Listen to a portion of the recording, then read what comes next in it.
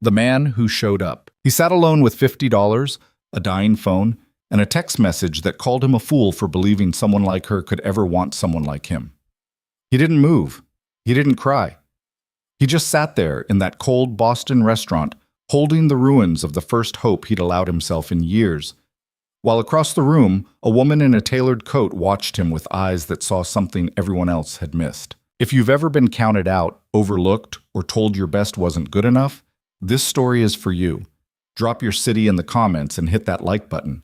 Let's see how far this story travels. The restaurant was called Ardmore's, and on a Thursday night in late November, it smelled like rosemary bread and someone else's happiness. Darius Carter had arrived 11 minutes early. He'd told himself that was just habit, the military precision his father had drilled into him before everything fell apart, before the army, before Keisha, before all of it. But standing outside on Boylston Street in a wind that came off the harbor like a blade, adjusting the collar of his good coat for the fourth time, he knew the truth. He was nervous in a way he hadn't been in years. The kind of nervous that lives right behind your sternum and hums at a frequency only you can hear. He went inside. The hostess, a young woman with a blonde braid and a practiced smile, looked him over once, just once, quickly, the way people do when they're deciding whether you belong somewhere. And then she smiled wider and said, "Just one tonight?" "Two," Darius said. "I have a reservation. Carter, 7 o'clock. She checked her tablet. "Of course. Right this way." She led him to a table near the window, which he was grateful for. He liked being able to see the street. Old habit. He pulled out the chair that faced the door, another old habit, and sat down, and then he moved to the other chair because tonight he wasn't a soldier, he was a man on a date, and sitting with your back to the door was something you did when you trusted the room. He ordered water and told the server he was waiting for someone. That was 45 minutes ago. The phone sat face up on the white tablecloth between his water glass and the bread basket he hadn't touched. He'd checked it 6 times in the last hour. 7 now.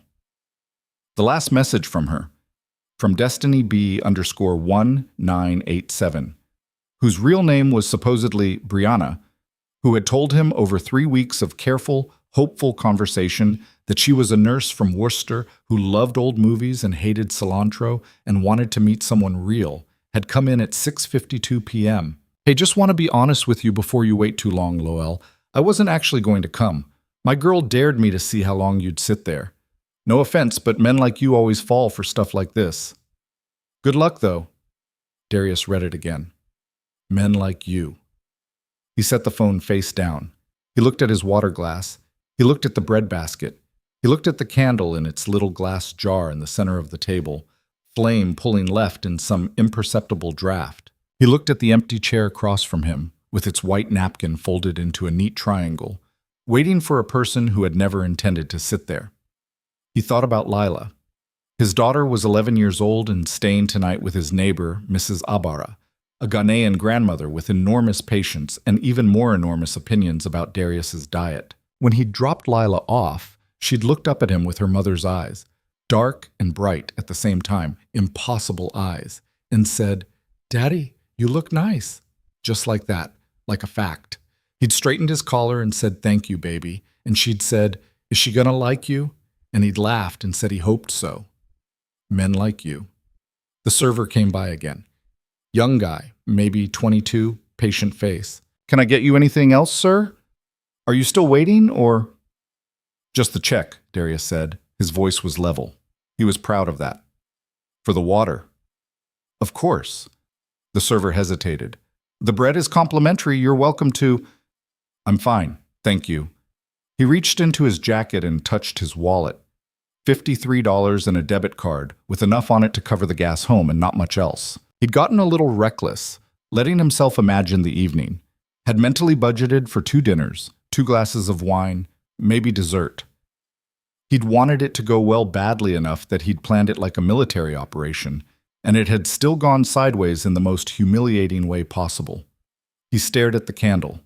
The flame pulled left again. Elena Whitmore had not meant to notice him. She was at Ardmore's for the 3rd time this month, which she recognized was becoming a problem. Not because the food was bad, but because Ardmore's had become the place she came when she didn't want to be anywhere else, which was increasingly everywhere. She had a reservation too. Just one.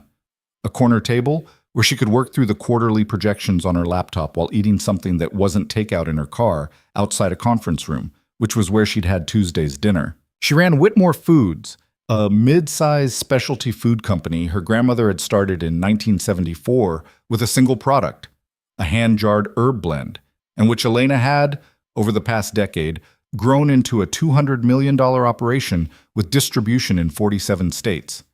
She was 41 years old, which in her world meant she was perpetually too young to have done what she'd done and perpetually too old to still be doing it at this pace. She had a penthouse in the Back Bay, a board of directors who respected her when it was convenient, and an assistant named Priya who had once cried in a supply closet because Elena had sent back a catering order at 11 p.m. and asked for it redone by morning. Elena had apologized for that. She was working on the rest. She noticed the man at the window table because of the bread basket. It was a small thing. She'd been watching the room idly while her laptop loaded, and she'd seen the server bring the bread. Warm, fragrant, the kind Ardmore's did in a cast-iron skillet, and set it in front of this man who was sitting alone at a table set for two. And she'd watched him look at it and then not touch it. And something about the particular quality of his stillness caught her eye. He was handsome in a contained way, mid-30s she guessed, dark skin, close-cut hair, a navy suit jacket that fit well across the shoulders, good posture that looked like it cost him something to maintain.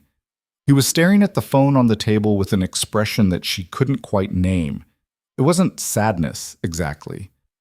It was something older than sadness. Something a person looks like when they've already survived the thing that's happening to them before and they're watching it happen again, and they're deciding very quietly whether to be surprised. She watched him pick up the phone, read something, set it down. She watched him ask for the check. She watched the server bring it, and she watched the man's shoulders drop, almost imperceptibly, the way a building settles in cold weather, before he squared them again and reached for his wallet. Elena Whitmore had made a great deal of money by trusting her instincts about people. She'd taken that gift from her grandmother too, along with the herb blend recipe and the business. She closed her laptop. Set. She reached his table just as he was counting out bills. "Excuse me," she said. He looked up, and she saw the wariness in his face before anything else. The quick, practiced assessment of a man who had learned to gauge threat and intent from strangers fast. She recognized it, distantly, from the way her father used to look at rooms. "I'm sorry to bother you," she said. She wasn't performing apology. She meant it. "I know this is unusual. My name is Elena. I'm eating alone over there." She gestured toward her corner table. "And I just thought, and you can absolutely say no. But if you'd like to not eat alone tonight, I have a perfectly good table, and I can promise I'm not usually this forward."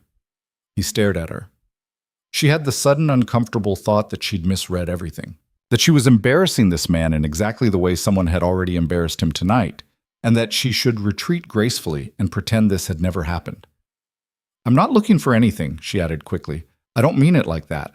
The bread here is very good, and it seems like a shame for it to go cold."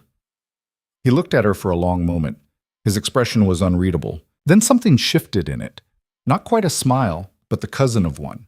And he said, "You watched me sit here for 45 minutes, didn't you?" It wasn't quite a question. Elena felt something small and genuine rise in her chest. "The breadbasket gave you away," she said. "No one ignores the bread unless they're waiting on something important. Or until they find out the something important isn't coming." His voice was even when he said it. She thought that took considerable effort. "Then I'm sorry," she said. Not because it was polite, because she meant it. He looked at the check, then at her, then, briefly, out the window at the Boston street where people moved quickly against the cold with their chins tucked into their scarves. "Okay," he said. "Yeah. Why not?" His name was Darius Carter, and he worked as a maintenance technician for a property management company that handled buildings across the Fenway and South End neighborhoods.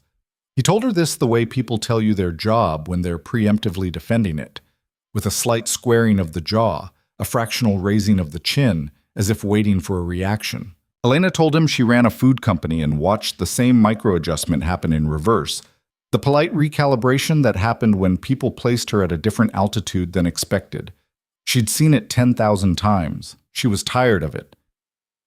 What kind of maintenance? She asked. He blinked. What? The maintenance work. What systems? HVAC, electrical, plumbing. All of it mostly. HVAC is where I spend most of my time. Older buildings in this city, the systems are… He paused like he was deciding whether to continue. They're nightmares, honestly. Beautiful buildings on the outside and absolute chaos underneath. I like that, though. I like finding the problem. The diagnostic part. Yeah, exactly. He looked at her more carefully now. You sound like you know what that is. I run a company, she said. It's 80% diagnosis. The server came and Elena ordered the roasted chicken and a glass of burgundy. Darius ordered the same, and Elena noticed the slight hesitation before he ordered the wine, the private mental arithmetic of a man watching his budget, and she said quietly to the server, "Put the table on my card, please," before Darius could object. He opened his mouth. "Please," she said. "I interrupted your evening. It's the least I can do." "You didn't interrupt anything." "I know, but let me." He looked at her for a beat. Then, "Okay, thank you." Each 2 hours. That was how long they talked that first night, and Elena would think about it afterward, about how quickly 2 hours could become something that changes the shape of the evening and the week, and possibly more than that. He told her about Lila almost by accident. They were talking about the city, about the neighborhoods, about what Boston had felt like when he'd first arrived from Baltimore 12 years ago, chasing a girl he didn't marry and staying for a city he'd learned to love. And he mentioned taking his daughter to a playground near the Christian Science Center that had one of those old-fashioned merry-go-rounds that were disappearing from playgrounds everywhere. And Elena said, "How old is she?" And something in Darius's face changed completely. It opened. That was the only word for it, the careful, measured quality he'd been carrying all evening. That particular vigilance just fell away, and he became someone different, warmer, lit from somewhere underneath. 11, he said. She's 11. Her name is Lila. Is she like you? She's like her mother. A beat. Her mother passed 4 years ago. Cancer. I'm sorry. Yeah. He turned his wine glass slowly. She was 31. That's the part that still gets me sometimes. 31 is so young. She was supposed to… He stopped. Anyway, Lila's got her eyes and her stubbornness. So she's going to be fine. She's already fine. He said the last part like a prayer and like a fact simultaneously, and Elena recognized that particular quality of parental conviction, the way it lived right at the boundary between hope and will. "What about you?" he asked. "Do you have kids?" "No." The word was simple, and she made it simple. "I had the company instead." He tilted his head. "Is that a regret?" Most people, Elena knew, would not have asked that. Most people would have nodded and moved on and kept the conversation at the surface where social encounters were supposed to live. She found, surprisingly, that she didn't mind being asked. "I don't know yet," she said. "Ask me in 10 years. He smiled for the first time. It transformed his face, a sudden, full commitment smile that showed good teeth and deepened the lines at the corners of his eyes. And Elena thought, there he is? Whoever this man actually was, underneath the careful posture and the bruised evening, there he was. "That's an honest answer," he said. "I'm working on honest." "Me too." They ordered coffee after dinner. Elena's laptop sat unopened in its bag under the table. The quarterly projections could wait until tomorrow. She'd told herself that approximately 30 minutes into the conversation and hadn't thought about it since. "Can I ask what happened tonight?" she said, not prodding, offering, if he wanted to say it. He was quiet for a moment. "Met a woman online, 3 weeks of messages. I thought it was real." He turned his cup. "It wasn't. She didn't show up. She texted me when I was already here. Said it was a dare." He said this evenly, without apparent emotion, the way people describe things that happen to them once they've gotten past the feeling part and arrived at the fact part. Said men like me always fall for stuff like that. Elena felt something sharpen in her chest. "Men like you," she repeated. "Yeah. What does that mean?" I don't know. I've been thinking about it. He looked at her directly. He had eyes that held steady in a way that took effort to match. What do you think it means? She held his gaze. I think it means she was afraid of something real and needed to make herself feel bigger than it. He was quiet for a moment. I haven't been on a date in 2 years, he said, before tonight. I needed to be ready first, I kept telling myself. Had to be more stable, had to have more to offer. Lila needed things. I needed things. He shook his head. I kept waiting until there was less to apologize for. You don't owe anyone an apology for your life. No, but... He stopped, started again. When you're a single father doing maintenance work in a city like this, in a world like this, you spend a lot of time feeling like you need to earn the right to want things, you know? She did know. Not in the same way, but in a way. The particular exhaustion of believing your worth was permanently contingent. What do you want? She asked. He looked surprised by the question. She thought it might have been a while since anyone asked him that outside of the context of Lila or work or survival. To build something, he said finally, something that belongs to me, that I can look at and know I made it. He paused. And someone to do that with eventually. Someone who doesn't need me to be anything other than what I am. He said the last part like he wasn't sure it was possible. That doesn't sound like a man who has things to apologize for, Elena said. That sounds like a man who hasn't had enough people tell him the truth. Outside Ardmore's, on the sidewalk, with the harbor wind moving through the gaps between buildings and the late-night foot traffic thinning around them, they stood in the particular irresolute way of people who have talked for 2 hours and have not quite run out of things to say. Thank you for dinner, Darius said. Thank you for agreeing to sit down. That was a strange thing you did. He said it without any heat, just observation. Yes, she agreed. I know. Why? She thought about it. She thought about the breadbasket and the phone face down on the tablecloth and the shoulders that dropped and then squared.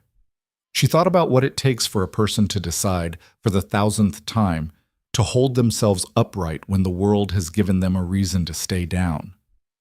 Because you looked like you were about to leave quietly, she said, and I didn't think you should have to leave quietly. He looked at her for a moment with that steady, measured gaze. I'm Darius, he said, like he was saying it for the first time, like the introduction mattered. Elena, she said. He nodded. I know. And then with that same sudden full commitment smile, your pasta looked better than the chicken, by the way. She laughed, a real laugh, surprised out of her. I'll tell the chef. Next time, he said, and she wasn't sure if it was a question or a statement, and she decided she preferred it that way. He walked to his car, and she watched him go, and she stood on Boylston Street in the November cold for a moment before she turned toward home, thinking about quiet men who carry enormous things and say so without complaining, and about how rarely you recognize a turning point when you're standing in it. It was almost 11 when Darius picked up Lila from Mrs. Ibarra's. Lila was in her pajamas and half asleep, but she roused when she heard his key in the door and appeared in the hallway with her hair undone and her eyes at half-mast, still somehow entirely her own self. How was it? She murmured. Darius helped her into her coat for the walk across the hall. It was okay. Did she like you? He thought about a woman who had not come to dinner and a woman who had. He thought about men like you, and you don't owe anyone an apology for your life, and a full commitment smile he'd pulled out of somewhere he'd forgotten he kept it. I don't know about that, he said, but I think it was a good night anyway. Lila, with the devastating perspicacity of an 11-year-old who had her mother's eyes, looked up at him and said, You're smiling, Daddy. He was. He hadn't noticed until she said so. Come on, he said. Past your bedtime. Dad. He tucked her in, which she tolerated with practiced indignity, and he sat on the edge of her bed for a moment in the way he always did. The quiet nightly inventory, checking that she was warm and safe and present, running the daily account of this small, enormous life he was responsible for. Her room had a poster of a marine biologist on one wall and a hand-drawn map of the Boston T system on another, because Lila Carter contained multitudes. There was a library book on the nightstand, something about deep-sea creatures, and a friendship bracelet half-finished on the desk, and a photograph in a frame by the lamp. Keisha, at 27, on a beach in Cape Cod, laughing with her whole body at something that had happened just before Darius took the picture. He couldn't remember anymore what the thing was. He was grateful for the photo regardless. "Good night, baby," he said. Lila was already most of the way under. "Night, Daddy." Then eyes closed. The good coat worked. He stood in her doorway for a moment after, looking at the sleeping child who was entirely her mother and entirely herself, and entirely, in ways that still undid him regularly, his reason for any of it. "I want to build something," he had said. He was already building it. He'd just been so tired he'd forgotten to notice. In the kitchen was the apartment quiet around him, and the city doing its late-night thing outside the window, sirens, a distant car, the particular urban breathing of Boston after midnight. He sat down at the table and opened his laptop. He had a browser tab he'd been keeping open for 3 weeks, refreshing occasionally, not quite committing. A community college program. Medical equipment technician certification. 14 months, 2 nights a week, plus online coursework. A field where diagnostic ability and mechanical skill actually translated into better pay, better hours, work that felt like it built towards something. He told himself he was thinking about it. Elena Whitmore's voice moved through his memory. "You don't owe anyone an apology for your life." He clicked the application button. The form loaded. He stared at it for a moment. This rectangle of possibility on a kitchen table at 11:30 on a Thursday night in Boston, November. A cold wind off the harbor rattling the window slightly. He started typing his name, Darius Carter. First line of a new document, him. 3 days later, his phone buzzed with a text from an unsaved number. "This is Elena from Ardmore's. I got your number from the reservation system, which I realize is a strange way to acquire someone's contact information, and I apologize for that. Priya, my assistant, is also horrified. But I wanted to ask if you might want to have coffee sometime. No obligation, just coffee." He read it twice. Then he laughed. Short, genuine, surprised. In the middle of a boiler room in a building on Tremont Street, with a duct wrench in his hand and pipe grease on his jacket. He typed back, "I'd like that. And for the record, I would have given you my number if you'd asked." 3 minutes. Then, "I know. I'm working on asking." He stood in that basement for a moment longer, holding his phone and smiling at the floor in a way he was grateful no one was around to see. Then he got back to work. The boiler wasn't going to fix itself. The coffee was at a place called Handles on Newbury Street, on a Saturday morning when the sky couldn't decide between gray and white and settled on both. Darius arrived first again. He'd thought about that, about whether to arrive second this time, to recalibrate the dynamic, and then decided that arriving early was just who he was, and pretending otherwise on a second meeting with a woman who had already seen him at his most humiliated seemed like a strange place to start performing. He ordered a black coffee and found a table by the window and watched the street. Elena arrived 4 minutes after the hour, in a camel coat and no laptop bag, which he noticed immediately. She'd come without armor. He filed that away. "You're early," she said, sitting across from him. "I'm always early," he said. "Me too." She smiled. "I decided to be on time today to seem more relaxed. How'd that work?" "I stood outside for 3 minutes." He laughed. The same surprised, genuine laugh she'd drawn out of him at Ardmore's. And she flagged the server and ordered an Americano, and they settled into it the way people settle into a room they've been in before, adjusting for the furniture, finding the comfortable angles. They talked for 2.5 hours. About her company first, because she was easier on the topic when she was the one controlling it, the way Whitmore Foods had grown from a regional specialty brand into something national, the infrastructure nightmares that came with scale. The board members who had wanted to sell twice in the past decade, and both times she'd had to fight them back with data and will. She talked about her grandmother Margaret, who had started the company with one herb blend and the conviction that flavor was a form of dignity, that feeding people well was one of the most serious things a person could do. She used to say that a meal made with care could change someone's entire day, Elena said. "I believed it when I was 8, and I still believe it. The rest of the company is just the structure around that idea." "She's not alive anymore?" "She died when I was 26, right when I was starting to actually run things."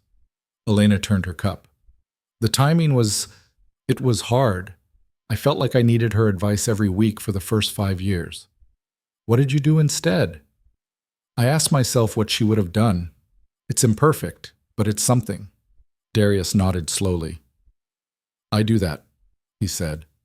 With Keisha. When something comes up with Lila that I don't know how to handle, which is often because she's 11 and I've never navigated 11 before, I ask myself what Keisha would have done. Does it help? Sometimes. Sometimes it just makes me miss her more.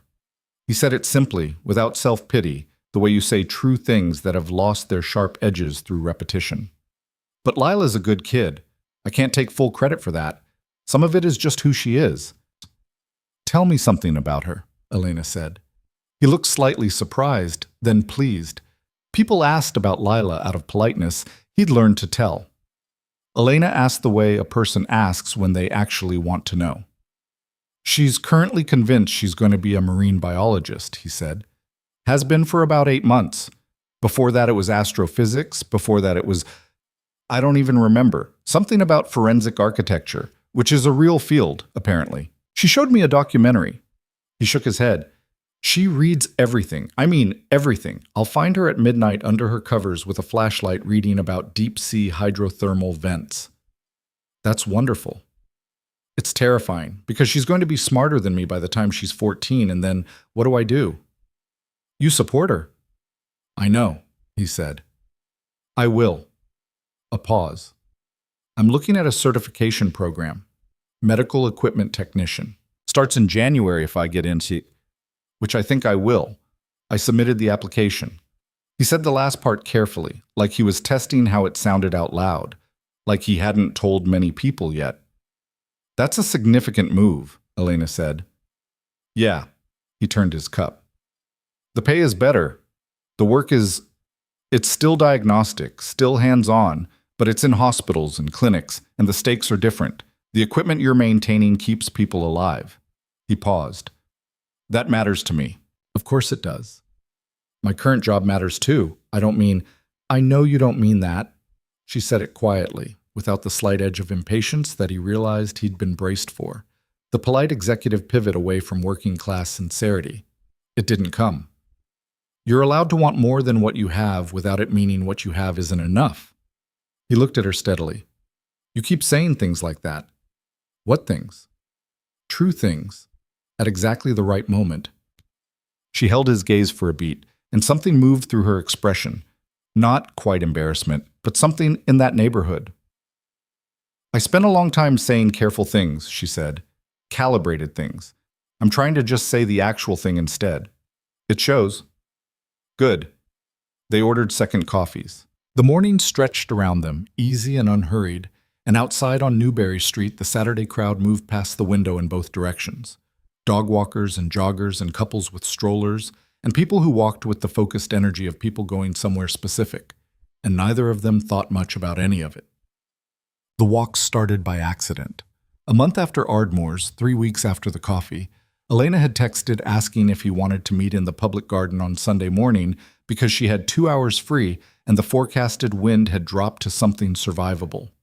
Darius had read the message standing in his kitchen at 7 a.m. while the coffee brewed and Lila was still asleep, and he'd typed back, I'll bring Lila if that's okay. She makes Sundays better. He'd added that last sentence and then held the phone for a moment, aware that it was a shift, that introducing Lila was a different kind of thing than coffee on Newberry Street. And then he'd hit send because he was 43 and too old for games, and Lila was at the center of his life, whether that was convenient for anyone or not. Elena had replied, I'd really like that. They'd met at the Swanboat dock at 9. Lila had arrived in her good boots and a puffer coat with a book about bioluminescent organisms tucked under her arm. And she'd looked at Elena with Keisha's direct, unimpressed assessment and said, You're the woman from the restaurant. Darius had tensed. Elena said, I am. How did you know? Daddy told me you paid for dinner and he was weird about it. Lila, he was, Lila said, still looking at Elena. He kept saying it was fine, but then he kept saying it to himself. Elena looked at Darius. Did you? She's 11, he said. She exaggerates. I don't, Lila said calmly, and opened her book. Elena Whitmore, who had negotiated 9-figure contracts and sat across from venture capitalists who'd tried to intimidate her in a dozen boardrooms, laughed for approximately 15 seconds at this, freely and without restraint. And Darius watched it happen with something shifting in his chest that he didn't immediately try to name. They walked the garden path for an hour and a half. Leela walked between them for the first 20 minutes with her book still out, reading in motion with the precision of a child who had been doing it for years. And then, gradually, in the way of things that happen without announcement, she drifted slightly ahead, stopping to look at the ducks and the bare November trees and the way the light hit the lagoon, giving Darius and Elena space they hadn't asked for but received gratefully. "She's remarkable," Elena said quietly. "Every day," Darius agreed. "She has your posture." He glanced at her. "I thought she had her mother's everything." "She has her mother's eyes," Elena said. "She stands like you." He didn't say anything for a moment. The observation lodged somewhere under his sternum and stayed there. "How do I stand?" he asked. Elena considered him. "Like you've decided to be here," she said.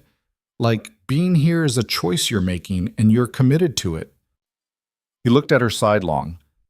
That could describe anyone. It really couldn't. Ahead of them, Lila stopped at the railing over the lagoon and pulled out her phone and photographed the water, then put the phone away and went back to her book, and Darius watched his daughter navigate the world with that particular 11-year-old solitude that was somehow both heartbreaking and magnificent, and he thought, "Keisha, you would have loved this morning."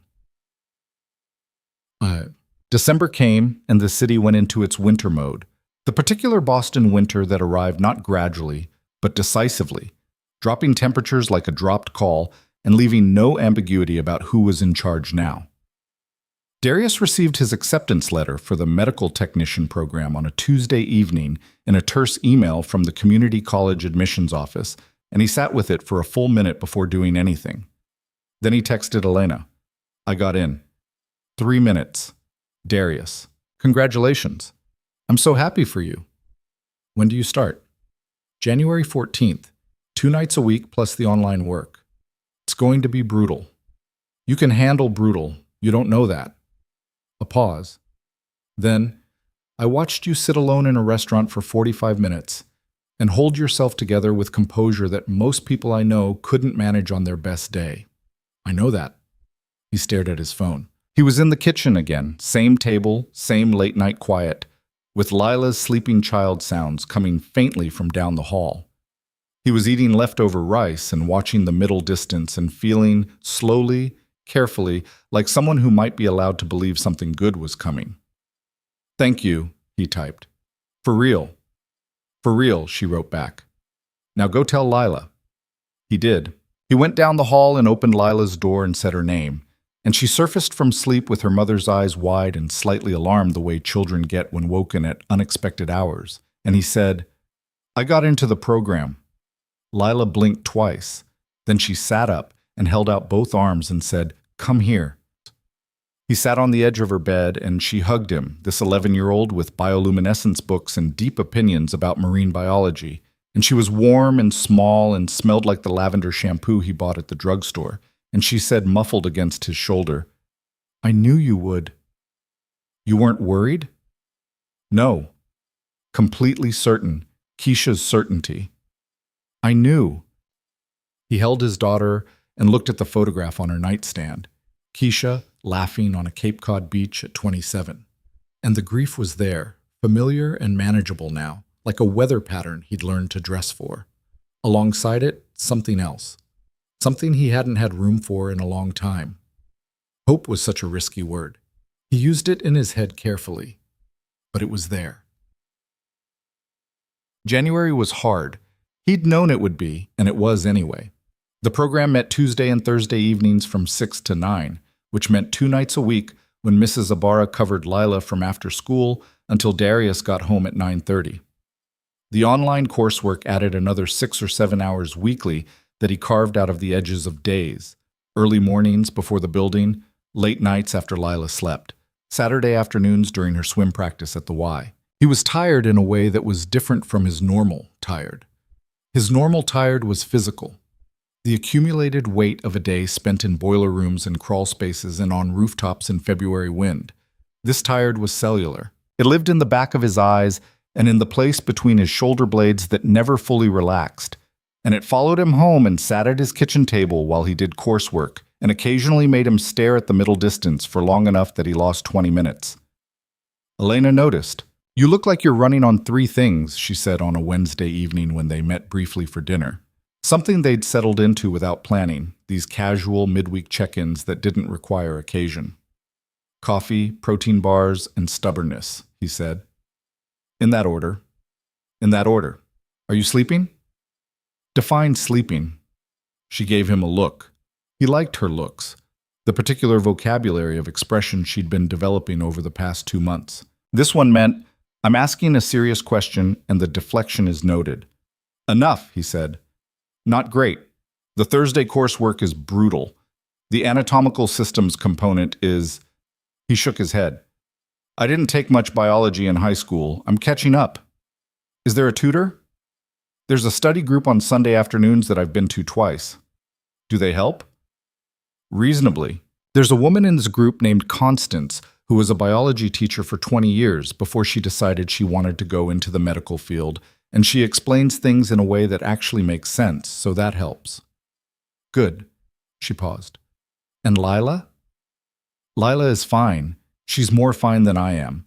Mrs. Ibarra feeds her better on Tuesdays and Thursdays than I feed her the rest of the week, so she's actually thriving under the current arrangement." He said it with the flat humor of a man who had accepted the comedy of his own limitations. "She asked me the other day when I was going to be done being a student. I said 14 months. She said, quote, 'That's a long time, but you can do it.' And then she went back to her deep-sea vent documentary." Elena smiled. "She's your best character witness." "She's my everything." He said it simply, and she heard the weight behind the simple word. They ate pasta, her suggestion. His complaint that he never got good pasta when she was the one choosing disappeared before it started because she ordered for both of them and was right. And outside the window, the January street was dark and cold, and people moved through it quickly, hunched against the temperature. And inside the restaurant was warm and amber-lit and small. And Darius Carter sat across from Elena Whitmore and felt, despite the exhaustion and the coursework and the cellular tired, solidly, specifically present. "My board has been talking to me about an expansion opportunity," Elena said, with a tone that told him this was not casual. He looked up. "What kind?" "There's a regional chain on the West Coast, Portland and Seattle primarily, that's interested in a partnership. Distribution partnership initially, but it would require a physical presence on the ground. Oversight. Someone to manage the integration." She paused. "They want me. Specifically, you. They're citing concerns about leadership continuity, which in board language means they don't trust the process unless I'm physically there." She turned her water glass. "It would be a year, at minimum." The word landed in the space between them quietly and with considerable weight. "Portland or Seattle," he said. "Seattle primarily, some Portland. The headquarters are in Seattle." He nodded slowly, processing. "When?" "The proposal isn't final. They're still negotiating the terms. It could be 6 months before anything is decided." She was watching him carefully. "I wanted you to know." "Why?" Not challenging, genuinely asking what he needed to understand. "Because—" She stopped, started again. "Because this has become, we have become, something I factor in now. When I'm thinking about decisions, and I've spent enough of my life making decisions in a vacuum that I've decided that's not the right way to do it." She held his gaze. "You factor in." He was quiet for a moment. "Elena, I know we're only 2 months in. I know that—" "Elena." He said her name again, more gently. "I understand, okay? I understand what you're saying, and I—" He exhaled. "I appreciate it, that you're telling me." He looked down at the table, then back up. "I'm not going anywhere. I mean that. Whatever happens with the proposal, I'm here and I want to see where this goes. I needed to hear that you're telling me because it matters to you, not out of obligation." "It's not obligation," she said. "Nothing about this has been obligation." "Okay. Okay." A beat, Then, because he couldn't entirely help himself. Seattle is very far away. I know. And it rains constantly. I own several umbrellas. Good preparation. She laughed, and the tension in the moment shifted without disappearing. It was still there, the awareness of what was coming somewhere down the road. But it had been named, and named things were manageable. He'd learned that from grief and from boiler rooms. You couldn't fix what you couldn't see. Naming the problem was the first half of solving it. February arrived, and with it, Lila's school science fair.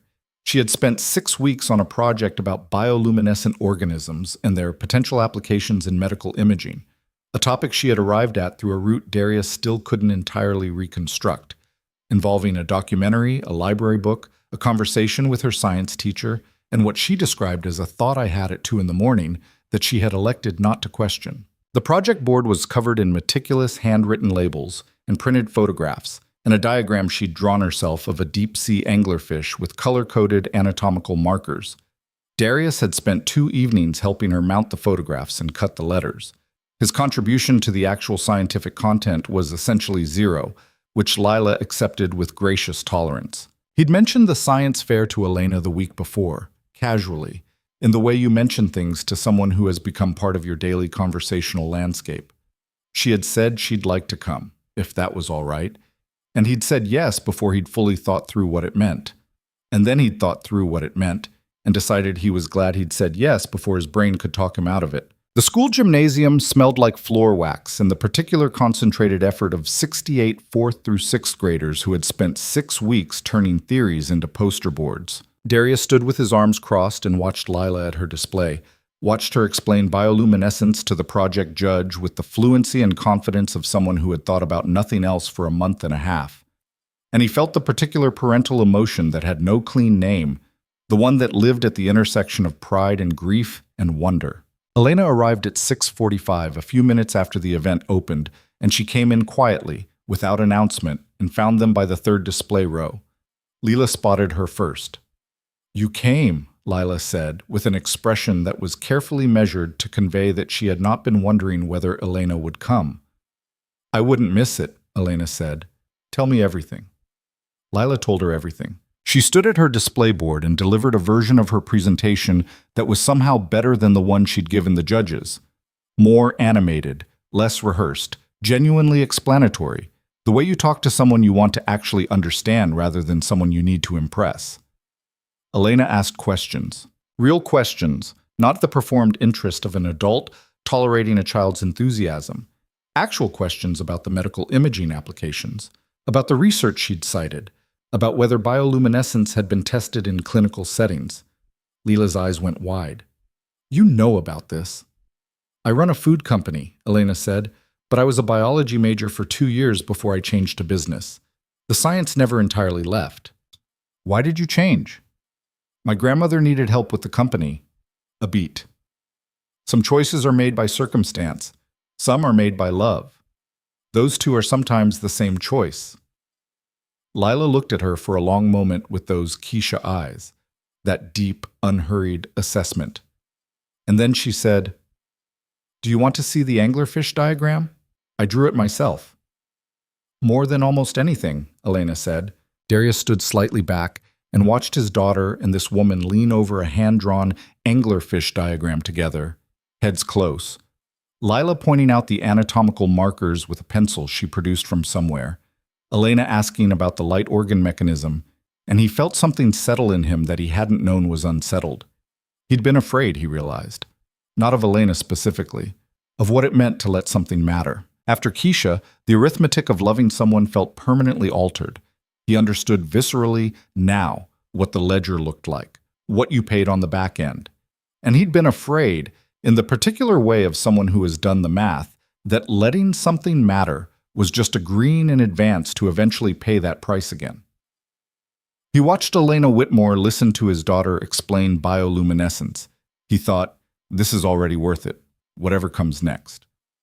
Lila won 3rd place, which she received with the exact amount of equanimity appropriate to a child who believed she deserved first, but was too dignified to say so. On the walk to the car, the 3 of them in the February cold, Lila between them with her project board tucked under one arm.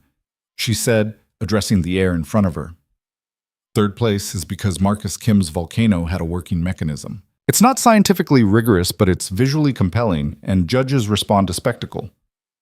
"You're not wrong," Elena said. "I know." A beat. "I'll win next year." "I know," Elena said. Lila glanced at her from the side, quickly. Then, with the careful casualness of a child deploying a significant question, "Are you coming to next year's?" The question landed. Darius felt it. Elena felt it. Lila, who was 11 and knew exactly what she was doing, kept walking and looking ahead with an expression of serene innocence. Elena glanced at Darius. He kept his face neutral and thought, "That's my daughter." "I'd like that," Elena said, "if you'd like me to." Lila nodded once, filed away, done. "Okay," she said, and that was that. They reached the car, and Lila climbed into the back seat with her project board, and within 3 minutes had her book open, apparently finished with the emotions of the evening and returned to the bioluminescent deep, and Darius stood for a moment outside the car door and looked at Elena in the parking lot under the cold February lights. "She's terrifying," Elena said quietly. "I know. I mean that as the highest possible compliment." "I know." He looked at her. "Thank you for coming. Thank you for wanting me here." He nodded. His hand found hers briefly in the cold, a light, deliberate touch, the kind that asks a question rather than makes a statement. And she didn't pull away. She held it for a moment, and then the cold made the decision for them, and he got in the car and she walked to hers, and he watched her brake lights in the parking lot before he started the engine, and Lila's voice came from the back. She held your hand. "Lila, I saw. You were reading?" "I can do both." A page turn. "I like her, Daddy." He put the car in reverse and looked at the rear-view mirror. Lila's face behind her book, entirely composed, deep-sea creatures in her lap, the third-place ribbon on the seat beside her. "Yeah," he said. "Me too." "Good," Lila said with the absolute finality of a verdict, "because she's good at asking real questions." He pulled out of the parking lot. The city lights moved past the windows. He thought about real questions and the courage it took to ask them and the rarer courage it took to answer them honestly, and he drove his daughter home through the Boston February, tired in his bones and certain in his chest, in a way he hadn't been in years. March was the month Elena told him the Seattle proposal had been finalized. She told him on a Saturday, at his kitchen table, which had become one of their places. The easy Saturday mornings when Lila was at swim practice and Elena would come with coffee she'd picked up on the way. And they'd sit at the table where he'd once filled out his program application at 11:30 at night and talk in the unhurried way of people who had discovered the particular luxury of not performing for each other. "It's official," she said. She set her coffee down and looked at him. "The board voted Thursday. The expansion goes forward. I leave in August." August was 5 months away. It was also the month Darius's program would be entering its most intensive semester. "A year," he said. "A year. Possibly 13 months. The integration timeline has some flex built in, but they're targeting 12 months on the ground." "Seattle. Seattle." He was quiet for a moment. He turned his coffee cup in the way she'd learned meant he was working something through. "We were just getting started," he said. Not bitterly, just accurately. "I know." Her voice was even. "And I've thought about this more than I've thought about the actual business terms, which should tell you something. Elena, I'm not asking you to wait. I want to be clear about that. I don't think it's fair to ask that of you. She stopped. "I don't want to lose this, whatever this is. And I'm afraid that what I'm about to tell you is that I have to go. And I'm afraid you're going to nod and say you understand, and then slowly not be here when I get back." He looked at her. "Is that what you think I'd do?" "I think it's what a reasonable person might do." "Elena?" He waited until she met his eyes. "I'm not going anywhere." "You can't know that. 12 months is a long—" "I know," he said. "I know it's long. I know long distance is hard. And I know we haven't been doing this long enough to have guarantees. I understand all of that." He held her gaze. "But I sat alone in a restaurant for 45 minutes and held myself together and the first good thing that happened that night was you walking across the room. And I'm not the kind of person who walks away from something real because it got complicated. She was quiet. I'm going to be knee-deep in a medical technician program for the next 13 months, he continued. I'm going to be tired and buried in coursework and raising Lila alone and probably talking to you on a phone at 9:30 at night when we're both exhausted. And it's going to be hard. He paused. But I want to try, if you do.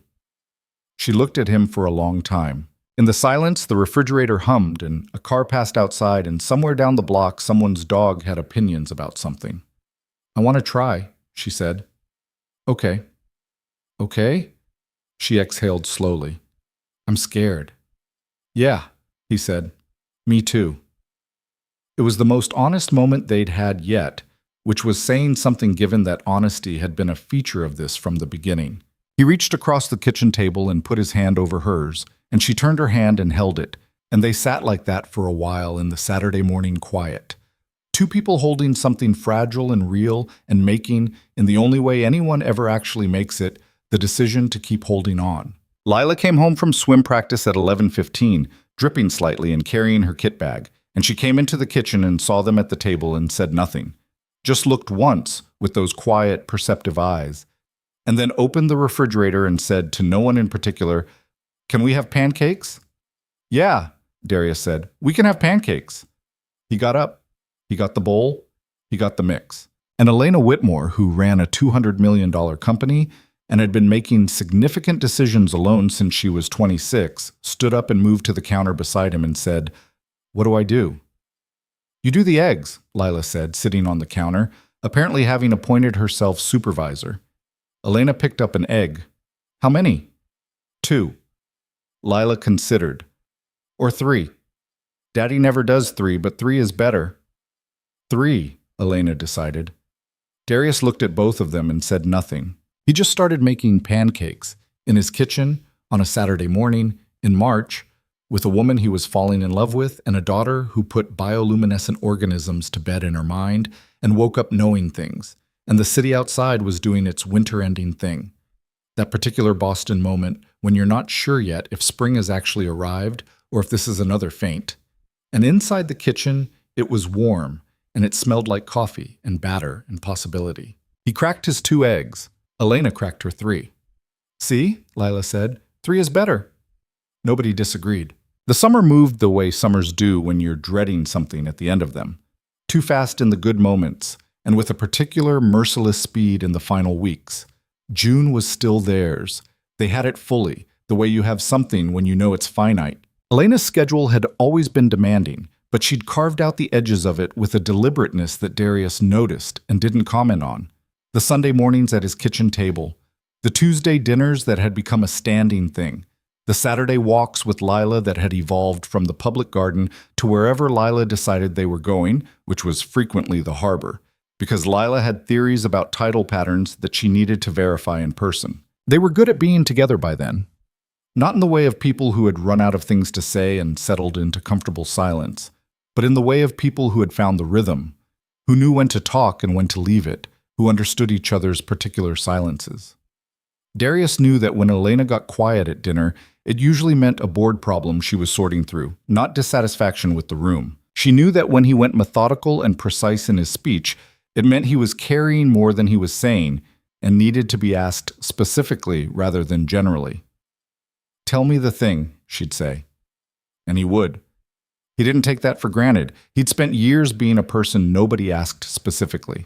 July had a heat that sat over Boston like a weight, and Lila had 2 weeks of a marine biology day camp at the New England Aquarium that she'd been anticipating since February with the focused intensity she brought to everything. Darius dropped her off the first morning and watched her disappear through the entrance without looking back, already talking to a girl she'd apparently identified as scientifically compatible, and he stood on the sidewalk for a moment in the July heat and thought about how quickly children moved forward, and how the job of a parent was partly just to keep up. He and Elena went to the Cape for a long weekend in mid-July. Her idea, which surprised him because she was not typically the one who suggested departures from the plan. They rented a small house in Wellfleet that smelled like salt water and old wood, and Lila spent both full days at the beach with what appeared to be a personal tidal research program, and Darius and Elena sat in beach chairs 20 feet back from the water in the specific piece of people who have nowhere else to be. I leave in 33 days, Elena said on the second afternoon. I know. He was watching Lila at the waterline, notebook open, doing something with a measuring stick she'd acquired somewhere. I've been counting too. Are you okay? No? He said it easily, without drama. But I'm going to be. She turned to look at him. He had his eyes on Lila. I've been thinking, he said, about what it was like the first year after Keisha. That kind of, he searched for the word, that kind of sustained alone. When you know someone is gone and you're building the infrastructure to live around it. He paused. This isn't that. I know that, but the mechanics of it are, he stopped again. I know how to be alone. That's what I mean. I've been alone for 4 years. I know how to do it. I just don't want to. Elena reached over and put her hand on his forearm, where it rested on the arm of his chair. I don't want to either, she said. Lila looked back at them from the waterline and waved once, efficiently, then returned to her measurements. She's going to be fine, Elena said.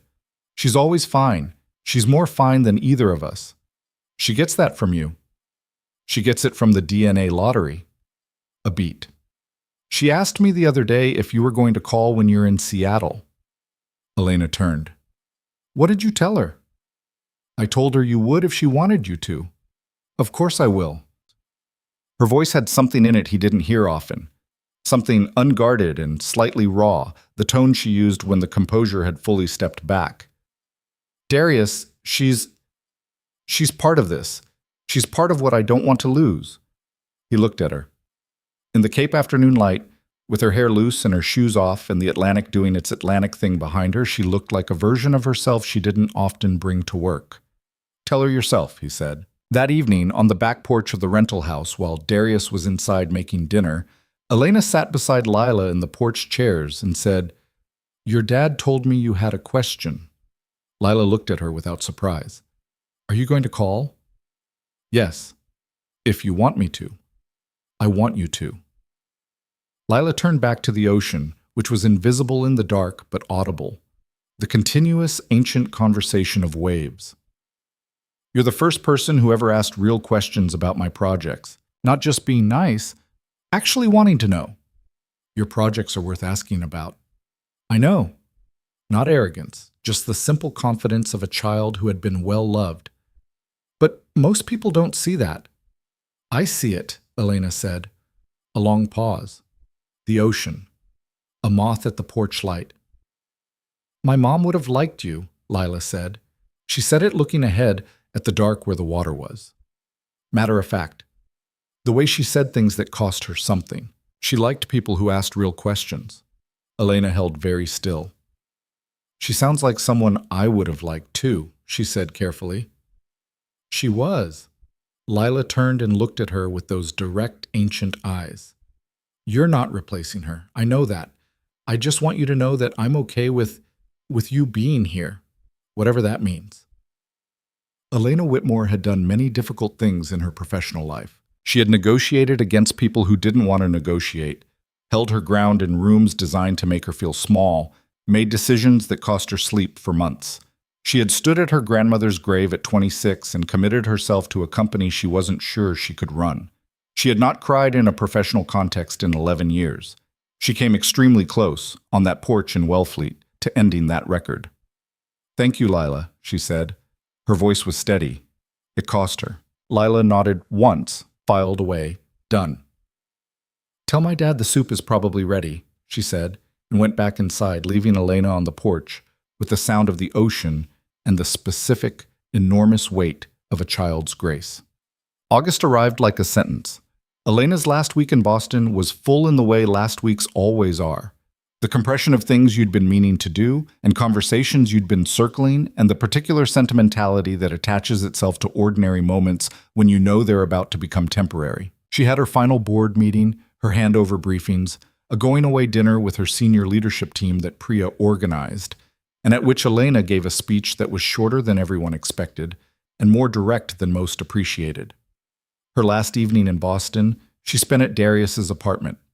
Mrs. Ibarra had taken Lila to a movie a conspicuously convenient arrangement that Darius suspected was not entirely accidental, because Mrs. Ibarra had the particular wisdom of a woman who had been observing this situation since November and had opinions about the importance of proper goodbyes. He'd made the pasta this time. The one Elena had ordered at Ardmore's that night he'd commented was better than the chicken. He'd learned it from a YouTube tutorial over 3 attempts, and he was unreasonably proud of the result. "You made the pasta," she said when she came in and smelled the kitchen. "I watched a video 4 times. You watched a video 4 times for me. I watched a video 4 times because I can't stand the idea of you going to Seattle thinking I only know how to make rice and chicken." She looked at him in the kitchen doorway and laughed, and then she stopped laughing and just looked at him, and the quality of the look was the kind that takes inventory, that goes through a room one more time before leaving, making sure everything is where it should be. They ate at the kitchen table. They talked about the program. He was 4 months in now, through the anatomy fundamentals and into the equipment systems modules that were both more difficult and more genuinely interesting. He had a study group meeting Thursday. His program supervisor had told him last week that he was one of the stronger students in the cohort, which he'd repeated to Elena with the particular tone of a man who had not heard that said about himself in a long time and was deciding whether to believe it. "Believe it," Elena said. "I'm working on that." "I know." She reached across the table. "You should know. I've been talking to people in the medical device field. I'm not trying to manage your career. I want to be clear about that. But I know people, and I've mentioned your name, and there is significant interest in what you're building." He looked at her. "Elena, I'm not offering anything. I'm just telling you that the path you're on has destinations that you might not be able to see from where you're standing yet. And I want you to know that so that when it gets hard, and it will get harder before it gets easier, you know what you're walking toward." He was quiet for a moment. "You're doing it again," he said. "What?" "Saying the right thing at the right moment. I've been practicing." He shook his head, smiling. "You've always done it." After dinner, they sat on his couch with the city outside going about its August business. Warm night, open window. That particular Boston summer sound of distant traffic and near crickets somehow coexisting.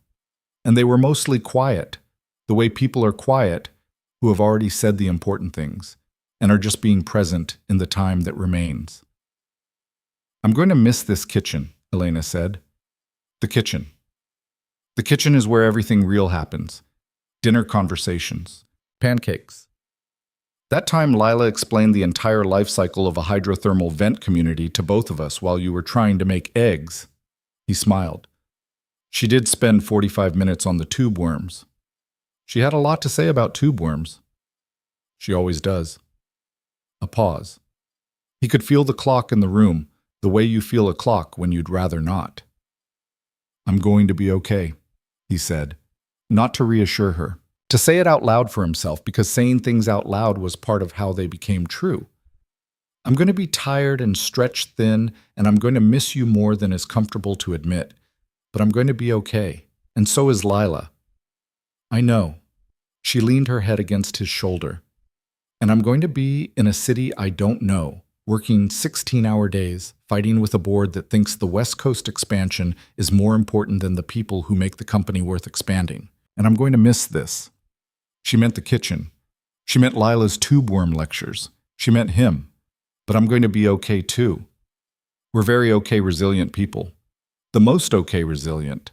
He put his arm around her and she settled against him, and they sat like that until Lila came home from the movie at 9 and immediately assessed the room with marine biologist precision and said, with the tact of someone who had decided tact was called for, "I'm very tired, I'm going to bed," and disappeared down the hall. He walked Elena to her car. On the sidewalk outside his building, with the August night doing its warm, indifferent thing around them, she put both hands on his face and looked at him for a long moment. The full inventory, nothing rushed. And then she kissed him. And it was the kind of kiss that carries everything the conversation has already said, and a few things it hasn't. And when it ended, she pressed her forehead briefly against his and said, "Don't let him disappear. The man who showed up, keep showing up." "I will," he said. "You too." She got in her car. He watched her drive to the corner and turn, and then she was gone. and the Boston night closed around the empty street like water over a dropped stone. And Darius Carter stood on the sidewalk outside his building for a long, still moment before he went inside and up to his apartment and sat at the kitchen table and opened his laptop and started the week's coursework. He typed his name at the top of the document, Darius Carter. He got to work. September and October moved through him like weather. The program's second semester hit differently than the first. The anatomy modules had been demanding in the systematic way of learning a new language.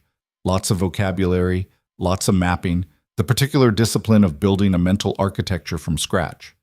The equipment systems coursework was demanding in the way of applied problem solving under time pressure, which Darius found both more stressful and more natural. He had always thought in systems.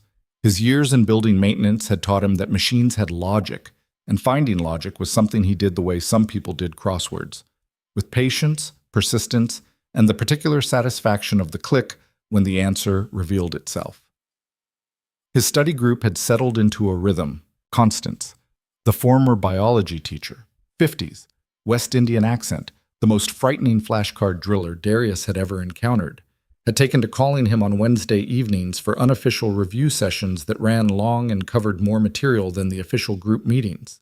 He'd learned more about cardiac monitoring equipment from Constance's kitchen table sessions than from 2 weeks of official coursework. "You have the hands for this work," she told him one Wednesday in October. "I see students who know the theory and can't do the application. You do both." "I've been fixing things for 15 years, he said. "That's exactly what this is," she said. "Just the stakes are different." "That's what I keep telling myself." "Don't tell yourself. Know it." He was on the phone with Elena that night when he mentioned the conversation, and she said what she always said, "Believe it, believe it, believe it." And he was starting to. Not fully. Not yet. But it was accumulating, the evidence, the program supervisor's feedback, Constance's assessments, his own grades, which were higher than he'd expected, and climbing. Elena called every night that he wasn't in class. That had been the agreement they'd arrived at without formally discussing it, the way their better agreements worked, by mutual silent understanding rather than negotiation. 9:30, when Lila was in bed and Elena's workday had officially ended, which in Seattle time was 6:30, and which Elena reached with varying degrees of exhaustion and never once said she was too tired to call. The calls were the geography of the year, the fixed coordinates. He navigated by them. "Tell me about the day," she'd say, and he'd tell her. The coursework, the building, the specific way Lila had dismantled a classmate's argument about ocean currents at dinner, the small machinery of a life lived at full capacity. And she'd tell him the integration logistics, the distribution partner negotiations, the Seattle rain, which was in fact constant and spectacular in its commitment, the way the city was beautiful in a way that reminded her, obliquely, of Boston but wasn't Boston. "Do you like it there?" he asked one night in October. It was a question with a complexity he left visible. "I like the work," she said, with the care of someone answering precisely. "The city is beautiful. The team here is good.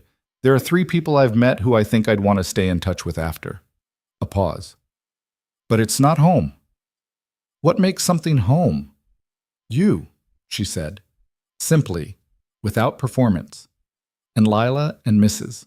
Ibarra and your kitchen and the public garden on Sunday mornings and the harbor in winter when no sensible person goes to the harbor." She paused. "I didn't know what that word meant until this year. I'd been living in Boston for 12 years and I thought I knew." He held the phone and looked at his kitchen ceiling, where a water stain from the upstairs neighbor's overflowing bathtub had lived for 3 years, and which he had always meant to address and kept not addressing. "I love you," he said. He'd been holding it for a while, not strategically. He wasn't that person.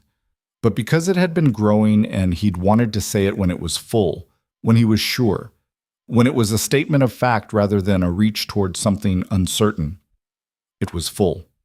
He was sure. The line was quiet for a moment. "I love you too," Elena said. Her voice had that raw quality. The composure fully stood down. "I've been waiting to say that." "Why were you waiting?" "Because I wanted you to say it first," he laughed. "That's very unlike you." "I know. I'm growing." He was still smiling when they hung up 30 minutes later. He sat with the phone in his hand for a moment in the kitchen, in the particular quiet of a late October night, with the program textbook open on the table and Lila's shoes by the door and the water stain on the ceiling, and he thought, this is what my life looks like, and it is enough, and it is more than enough, and I did this, I built this, this belongs to me. Well, November brought the first real test. Not of the relationship. They were solid in the ways that mattered, the daily calls, the trust that had survived distance, but of Darius himself, in the specific, private way that tests come when no one is watching. There was an opening at Boston General Hospital. Medical equipment technician, entry level, posted on the program's internal job board. He wasn't done with the certification yet, 3 months remaining, but the posting explicitly welcomed candidates in the final semester of accredited programs, and his supervisor had pulled him aside and said, "Carter, apply." "I'm not finished." "You're finishing. That's different." His supervisor was a compact Haitian-American woman named Dr. Perrin, who had exactly 0 patience for self-limitation disguised as humility. The program director submits a letter of standing. They know what they're getting. Apply. He applied on a Tuesday evening in November, at the kitchen table, with Lila sitting across from him doing homework and providing no moral support because she was deeply engaged in an argument with a math problem and had no bandwidth. He submitted the application at 9:47 p.m. At 9:51, he texted Elena. "Applied for a position at Boston General. Entry level. Wouldn't start until I'm certified, but they consider program candidates." She called him instead of texting back. "Darius? I know. How do you feel?" He thought about it. Terrified, but the right kind of terrified. That's the only kind worth feeling. He could hear her smiling. "Tell me about the role." He told her. Cardiac and respiratory equipment, primarily. Working with the ICU and OR teams. The hospital had an equipment fleet that was partially outdated, which in his diagnostic mind immediately translated to, "Someone needs to fix that, and fixing things is what I do." "That's you," Elena said. "That is exactly you." "It might be nothing. The interview process is competitive." "It's you," she said again. "I've watched you approach every problem you've ever told me about with exactly the mindset they need for that role. You see systems. You find the fault. You fix it without drama. Darius, that's—" She stopped. "That's rare. You should know that's rare." He was quiet. "Believe it," she said, before he could. "Working on it," he said. "I know. A beat. Tell me if you get the interview." He got the interview on a Thursday in late November, a call from a hospital HR coordinator while he was in the mechanical room of a building on Columbus Avenue, and he'd stepped out into the alley to take it and stood in the November cold in his work jacket and said, yes, Tuesday at 3. Yes, he'd be there. He called Elena immediately. "Tuesday," he said. "I'll call you at 7 that night," she said. "You don't have—" "Darius, I'll call you at 7.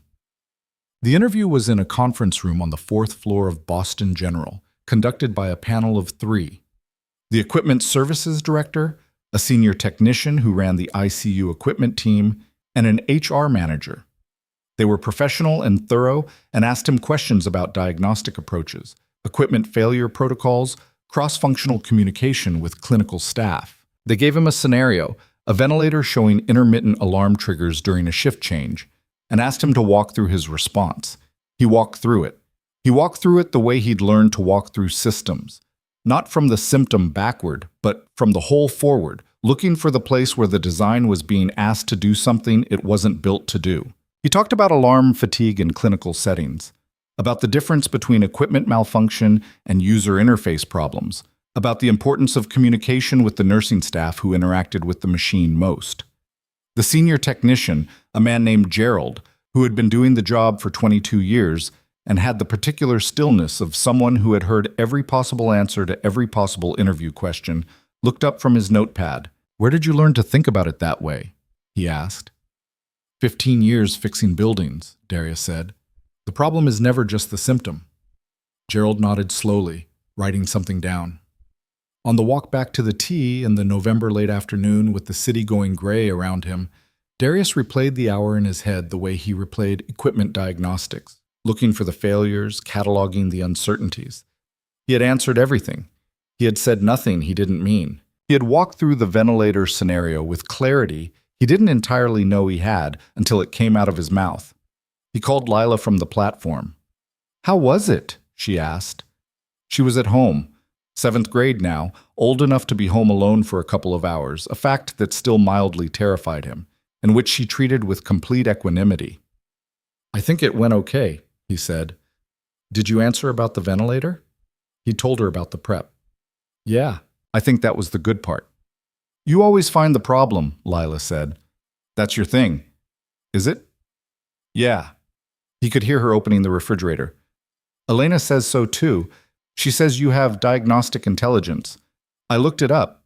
It means you're good at identifying what's wrong and why." "You talked to Elena about me?" "We talk," Lila said, as if this were obvious. "She calls on Thursdays when you have class. We talk about stuff. Don't make it weird." He stood on the platform while the T moved toward him out of the dark tunnel and thought about his daughter and the woman in Seattle talking on Thursday evenings, while he was in a classroom learning to maintain the machines that kept people alive, and he felt something move through him that was too large for the subway platform, but too important to defer. "Lila." "What?" "Thank you." A pause. Then, with the particular bashful irritation of a 12-year-old receiving sincere emotion, "You're making it weird." "I know. I don't care." She made a sound that was not entirely unlike laughter. "The train's coming," she said. "Go." He went. Elena's call came at 7 sharp, Seattle time, which was 10 in Boston. He was at the kitchen table with his coursework open in front of him, but he hadn't been reading it for the last 40 minutes. "Tell me," she said. He told her. All of it. The panel, the scenario, Gerald writing things down, what it felt like to answer questions about work he actually wanted to do rather than work he'd landed in by circumstance. "It felt like mine," he said. "The whole hour. It felt like something I'd built toward, not something I was applying for by accident."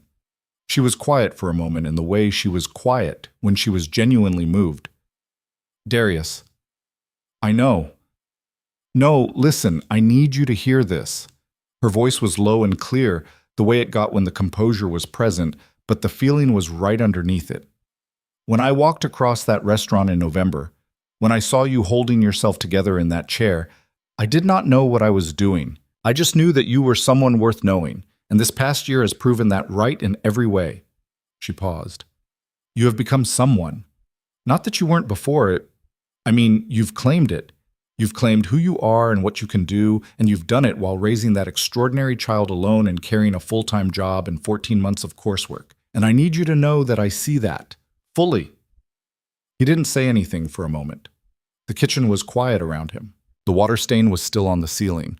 Lila's shoes were still by the door. The refrigerator still hummed. 9 more weeks, he said. Then I'm certified.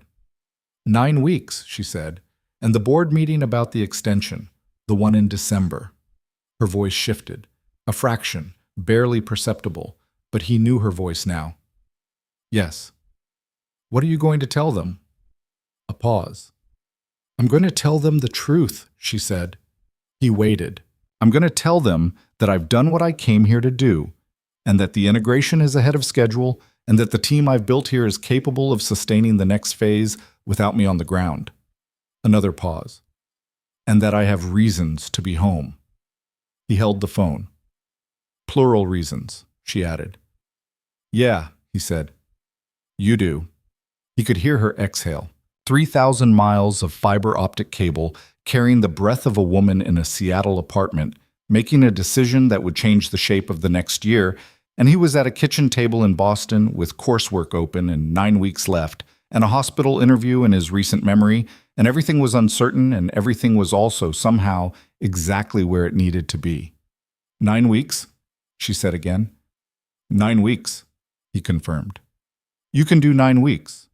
I have been doing 9-week increments since January, he said. I'm very good at 9 weeks. She laughed, real and warm and 3,000 miles close. Outside his window, Boston was doing its late November thing. The particular cold that arrived after Thanksgiving and didn't leave until April, the bare trees and the orange streetlights, and the sound of wind through the gap between buildings. He'd been in this city for 16 years and he knew its winter. He knew how to layer for it, how to move through it, how to find the warm places inside it. He knew how to survive a long winter. He just had to keep showing up. December arrived in Boston the way it always did, without apology, without negotiation, dropping temperatures that felt personal and blanketing the city in a gray that was somehow both oppressive and beautiful, the way difficult things sometimes are. Darius had 7 weeks left in the program. He'd stopped counting days sometime in October when the counting had started to feel like the wrong relationship with time, like watching a clock instead of doing the work. Now he measured in assignments completed, equipment modules cleared, study sessions with Constance that ended with her saying good, in a tone that, coming from Constance, was equivalent to a standing ovation from anyone else. He measured in Lila's Thursday calls with Elena, which he'd stopped pretending he didn't know about and which Lila had stopped pretending were secret, and which apparently covered topics ranging from marine biology research to the structural inequities in middle school social dynamics to what Elena described on their Saturday call as a 40-minute conversation about whether loyalty is an instinct or a learned behavior. "What did you conclude?" Darius asked. She concluded it was both and that the instinct part was what made the learned part possible. I told her she should write that down. She said she already had. He was quiet for a moment. "She's going to run something someday." "I know," Elena said. "I'm already slightly afraid of it." But it was December, and the board meeting in Seattle was December 9th, and the particular tension of that date had been living in the background of everything for 3 weeks. Not spoken about often, present, always. Elena had mentioned it twice more since the November call, both times with that careful tone that told him she was managing her own uncertainty about how it would go. Her board had been pushing for an extended commitment since October, citing integration benchmarks that were ahead of schedule, which she'd explained to Darius with a dry precision, was the corporate equivalent of being punished for doing your job well. "They want what the success cost," she'd said. "More of it." "Can you say no?" "I can say no.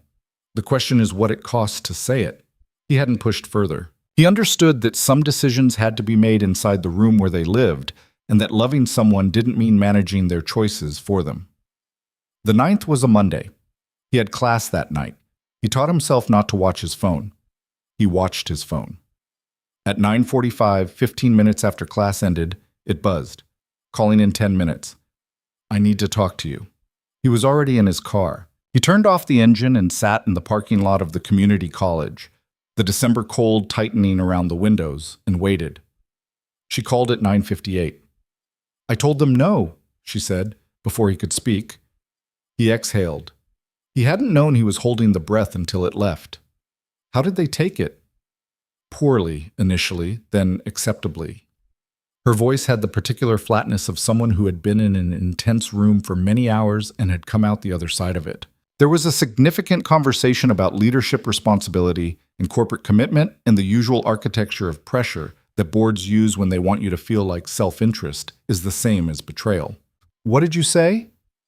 "I told them that I had delivered the expansion integration ahead of schedule with a team that was fully capable of sustaining it, that I had fulfilled every commitment in my contract, and that a leader who had no life outside the company was not actually a leader anyone should want at the top of that company." A pause.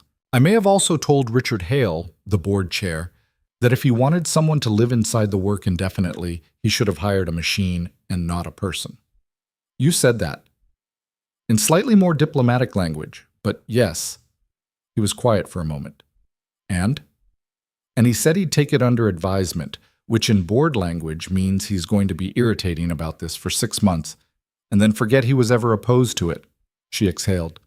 "I'm coming home, Darius. January 14th. January 14th was the day his program ended. He didn't say that immediately. He held it for a moment, the specific arithmetic of it, the way the universe occasionally arranged its coincidences with something that felt almost deliberate. "That's the last day of the program," he said. Silence. "What?" she said. "January 14th. That's my final assessment date, the last day of the certification program." Another silence, longer. "Darius?" "I know." I know. That's not..." He could hear her trying to find the word for what it was. "I know," he said for the third time. and he was smiling in a dark parking lot in December in Boston, alone in a cold car, smiling at the windshield. Come home. The final 7 weeks of the program were the hardest, not because the material was more difficult, though it was, but because the proximity to the end made the distance longer somehow, the way the last mile of a long run is the one that costs you the most. He was sleeping 5 hours on the nights before Thursday classes, running on the protein bars and stubbornness menu he'd described to Elena months ago, and the cellular tired had become a permanent resident rather than a frequent visitor. But he was also, undeniably, becoming someone new. He noticed it first in the way he talked about the work. In September, he'd described his coursework to Elena and Lila with the careful enthusiasm of someone making the case for a choice he'd made. By December, he talked about it the way you talk about something you own, with the specific authority of a person who has moved past convincing themselves and arrived at knowing. He could discuss cardiac monitoring equipment, ventilator systems, infusion pump calibration, and diagnostic imaging support with the fluency of language learned young rather than learned late, and the transformation had happened so gradually that he only noticed it in retrospect, in moments when he heard himself explain something and thought, "When did I know that?" Gerald from the interview panel called on a Wednesday afternoon in mid-December. Darius was on a rooftop on Tremont Street at the time, in his work jacket against 28-degree wind, doing a final pre-winter check on an HVAC system that had been giving the building super headaches since October. He nearly missed the call. "Mr. Carter, this is Gerald Osei from Boston General Equipment Services." He stopped moving on the rooftop. "Gerald?" he said. "Yes. Hi. We'd like to offer you the position." He stood on the rooftop and said nothing for a moment. Wind pulled at his jacket. Somewhere below, the city continued its December operations without reference to the fact that anything significant was happening on this particular roof. "The position," he said, "the one I interviewed for in November. Entry-level medical equipment technician, cardiac and respiratory specialty. Full-time, starting February 1st to give you time to complete your certification." A pause. "We were impressed with your interview, Mr. Carter.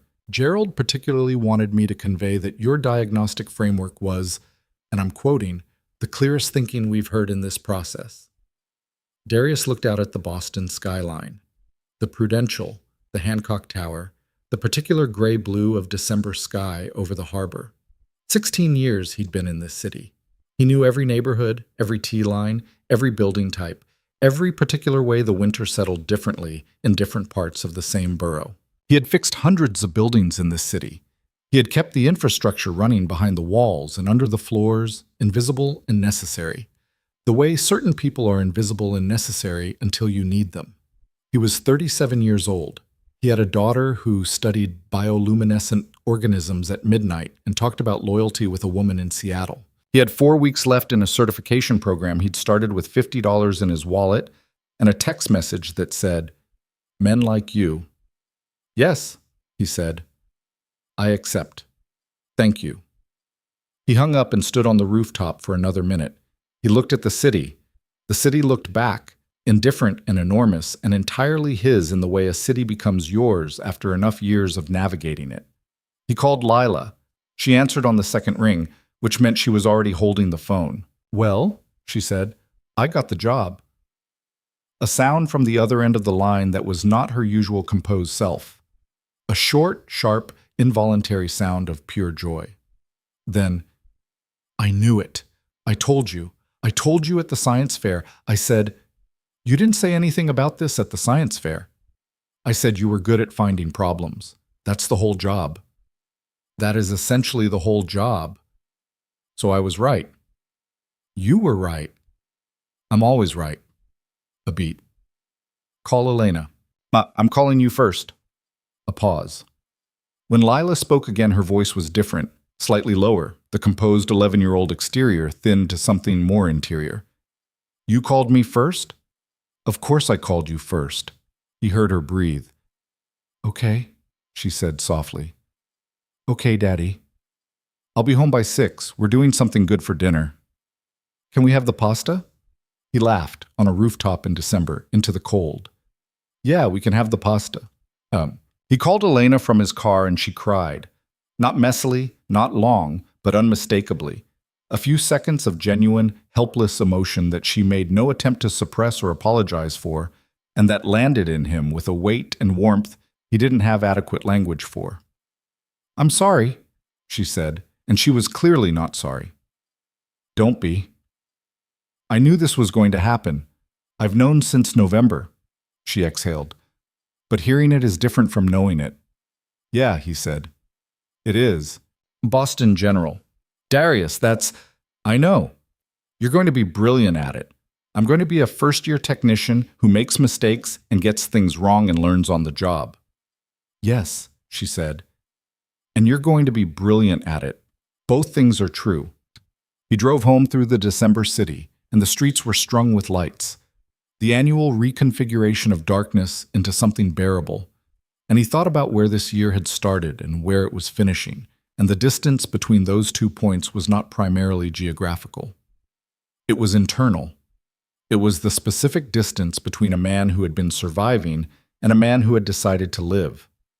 He made the pasta that evening. Lila sat at the kitchen table with her homework and occasionally supervised, and he moved around the kitchen with the easy efficiency of a man who had made this recipe enough times now to have internalized it. And the apartment smelled like garlic and olive oil and warmth, and the December cold was outside where it belonged. And this specific, ordinary, fragile, enormous thing was his life. "Daddy?" Lila said at the table. "Yeah." "When Elena comes back—" She stopped, reformulated. "After she comes back, is she going to live here?" He kept stirring. "I don't know. We haven't talked about it." "But you've thought about it." He looked at her over his shoulder. She had her pencil out and her homework open and her mother's eyes on him. "Yes," he said. "Okay." She went back to her homework. "Just checking." He turned back to the stove. "Is that okay with you?" "I already told her she could come to next year's science fair," Lila said, as if this settled the matter. "So, yes." He stirred the pasta and said nothing else, because there was nothing else that needed saying. Christmas was the first one in 4 years that felt complete. He'd made peace with Christmas slowly. It was Keisha's holiday in his memory, the one she'd taken the most seriously, the one that still had the most corners where her absence was sharpest. The first Christmas after she died had nearly broken him. The second he'd survived by keeping it small. The third he'd made an agreement with himself to keep the tradition rather than avoid it. For Lila's sake at first, and then increasingly for his own, because the traditions held the memories, and he understood now that holding the memories was better than running from them. He and Lila decorated the apartment on a Saturday 2 weeks before Christmas, with the specific mix of ceremony and comedy that had developed over 4 years of just the two of them doing it. Lila had strong opinions about the placement of every ornament, which she expressed with the scientific precision she brought to everything, and Darius had learned that the path of least resistance and most joy was to defer to her authority and then wait for the moment she inevitably climbed down from the step stool, looked at the tree critically, and said, "Actually, let's move the blue ones." This year, she also video called Elena midway through the decorating, propping the phone against the bookshelf so Elena could supervise from Seattle. "The blue ones go higher," Elena said from 3,000 miles away, on a laptop screen in a Seattle apartment. "See?" Lila said, triumphant. "You two are a coalition," Darius said. "We have compatible aesthetic sensibilities," Elena said. "You have compatible sensibilities for making my tree take 4 hours." "Our tree," Lila said. He stopped. He looked at his daughter, who had said it without thinking, the way you say things that are simply true, and then Lila realized what she'd said, and looked at him with an expression he hadn't seen on her face often, slightly uncertain, slightly hopeful, testing the word. "Our tree," he said, confirming.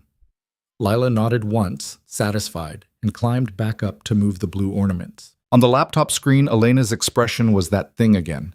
The composure thinned, the feeling right underneath. She caught Darius's eye and didn't say anything. She didn't need to. Christmas morning was Darius and Lila, as always. The particular ritual of the two of them, coffee for him and hot chocolate for her, and the ornament Lila unwrapped every year that had been Keisha's favorite, a hand-painted cardinal her mother had bought on a trip to Vermont the year before Lila was born, which they hung in the same place every year without discussion. That was theirs. That part was complete.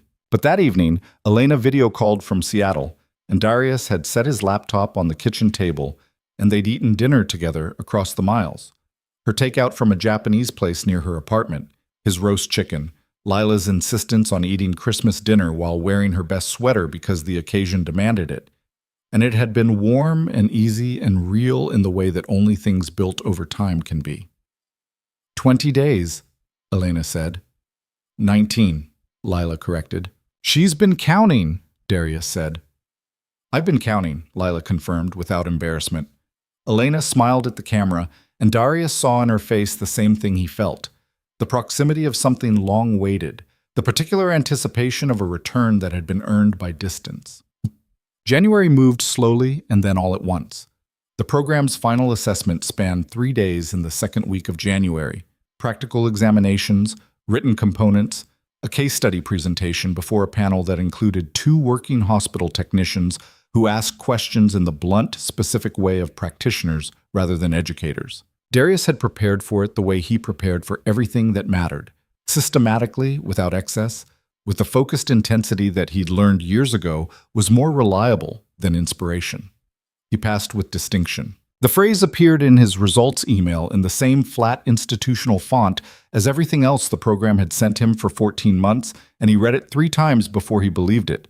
And then he sat at the kitchen table and looked at it on his screen and thought about a January night 14 months ago when he'd sat at this same table and typed his name into an application form for the first time, uncertain and tired and reaching towards something he wasn't sure he could touch. He had touched it.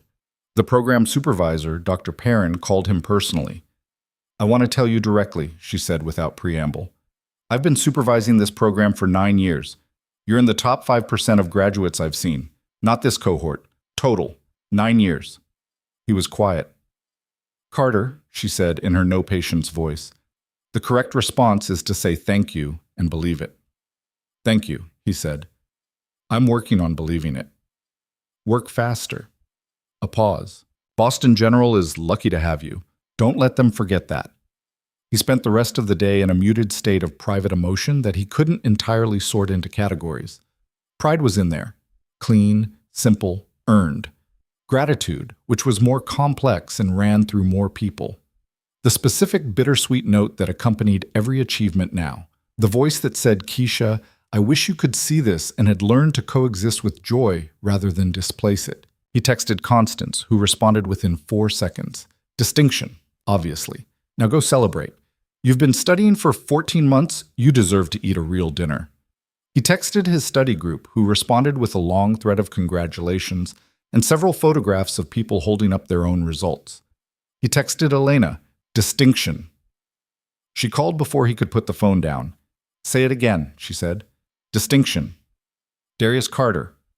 That's me. I'm at the airport, she said. He stopped. What? I'm at SeaTac. My flight is in 2 hours. A pause, and he could hear the airport behind her.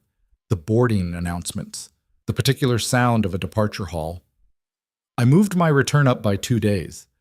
The final assessment was moved forward this week, I found out, and I wanted to be there when you got the results. But my flight doesn't land until tonight, so I missed it, and I'm sorry for that, but I'll be in Boston at 11:15, and I need you to know that. He was standing in the middle of his kitchen with the phone pressed against his ear and the results email still open on his laptop at the table behind him, and he felt something move through him that was large enough to require a moment of stillness to receive. You moved your flight, he said. 2 days. Yes. For the results. For you. She said it directly. For being there. I know I'm still going to miss the moment, but I didn't want to be 3,000 miles away when you found out. I wanted to be coming home. He sat down at the kitchen table. The laptop was still open. Distinction in flat institutional font on the screen in front of him. Elena, he said. I know. I love you. I know.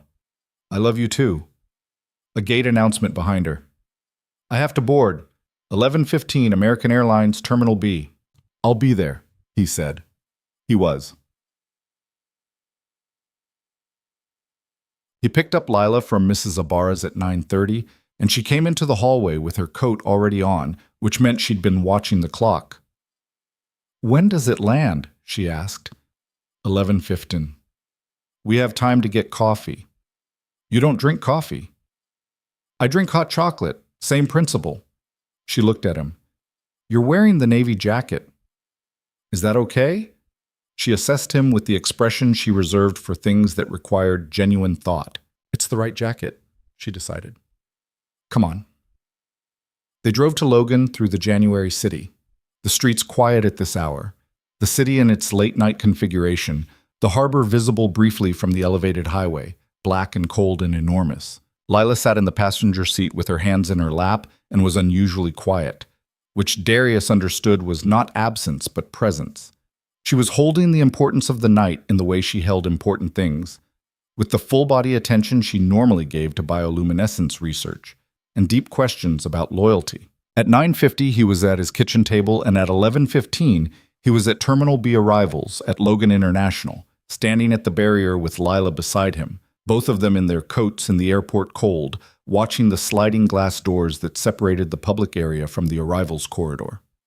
Lila found her first. "There," she said, and pointed, and Darius looked and saw Elena Whitmore moving through the arrivals corridor with a carry-on bag over one shoulder and a camel coat, and the same composed posture he'd first noticed across a restaurant in November more than a year ago, scanning the faces at the barrier. She saw them. She stopped walking, just for a second. A full stop.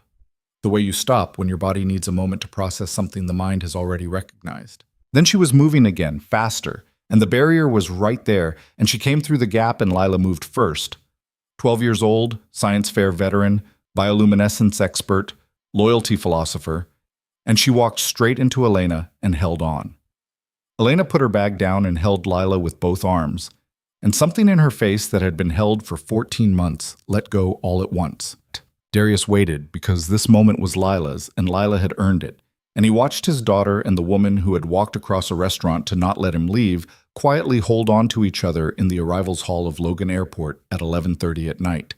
And he thought about all the small moments that had led here.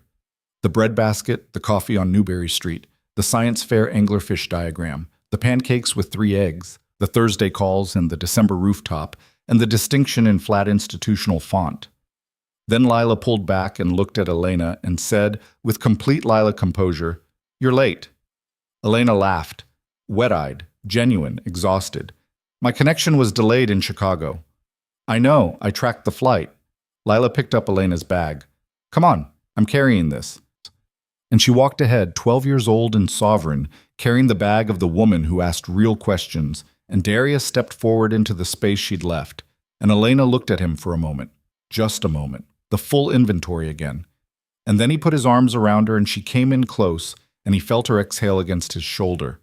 14 months of Seattle compression releasing into the specific warmth of his jacket. "You made distinction," she said against his shoulder. "You moved your flight." "Of course I did." She pulled back enough to look at him. The airport lights were flattering to no one, and she was beautiful anyway. Tired, and real, and here. "How does it feel?" He looked at her. He thought about the question in all its dimensions. The certification, the job, the year, the long, careful accumulation of a life rebuilt from the particular rubble of grief and invisibility, and a night in a restaurant with $50. "Like mine," he said. "It feels like mine." She nodded, like she'd known that would be the answer and had wanted to hear it anyway. "Let's go home," she said. The weeks that followed had the quality of things that have been waited for long enough that the actual experience of having them requires adjustment. Not because anything was wrong, because everything was unexpectedly, disarmingly right. Elena had kept her Back Bay apartment, and she returned to it, but the geography of the three of them reorganized itself naturally and without discussion, the way river water finds the lowest path. She was at Darius's apartment 4 nights out of 7, not by agreement, by accumulation. She was there for Lila's Wednesday pasta dinners and for the Sunday mornings, and for the evenings when Darius got home from Boston General, where he had started February 1st, exactly as the offer letter specified, with the particular energy of someone doing work that matters for the first time. He came home one evening in late February with his work badge still clipped to his jacket and the expression of a man who had solved something. The ICU had a monitoring unit throwing false arrhythmia alerts, he said, sitting down at the kitchen table where Elena was working and Lila was doing homework. Has been intermittent since October. 3 different technicians had looked at it and flagged it as an electrode calibration issue. Was it? Lila asked without looking up. No, it was the patient interface software interacting with a firmware version the unit wasn't designed for. The calibration kept resetting because the software was telling it to. He looked at his hands. Found it in 40 minutes. Elena looked up from her laptop. The problem is never just the symptom. He looked at her. Exactly. Gerald called you brilliant? Lila asked. Gerald said, I'm quoting, Carter, I've been waiting for someone to find that for 4 months.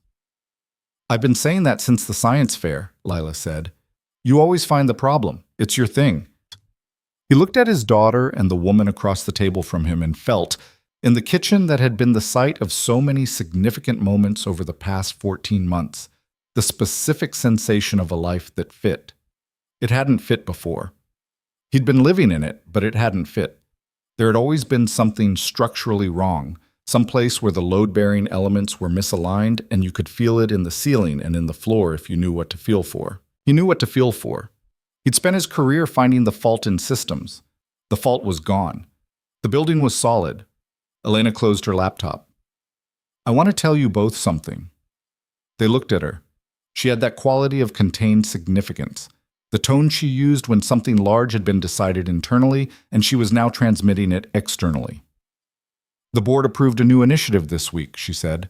We're calling it the Whitmore Family Table Program. It's a community nutrition initiative, working with families in food-insecure communities to provide access to better ingredients and to build cooking infrastructure in neighborhoods that lack it.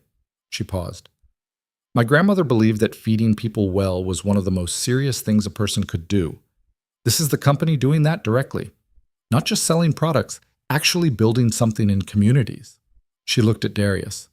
I want you involved, she said. Not because of us. This is separate from us. I want you involved because you understand what it means to be a working parent trying to keep things together. The families this program will serve are families like yours, like you were 14 months ago. And I want someone building this program who knows what that actually feels like, from the inside, not from a boardroom. He looked at her for a long moment. You want me to help design it. Consult. Shape the framework. You'd be compensated and it wouldn't interfere with Boston General. The work is evenings and weekends, early stage. She held his gaze. But yes, I want you. Lila had stopped pretending to do homework. She was watching this conversation with the full marine biologist attention she gave to things that mattered. Yes, Darius said. Yes? Yes. He looked at her steadily.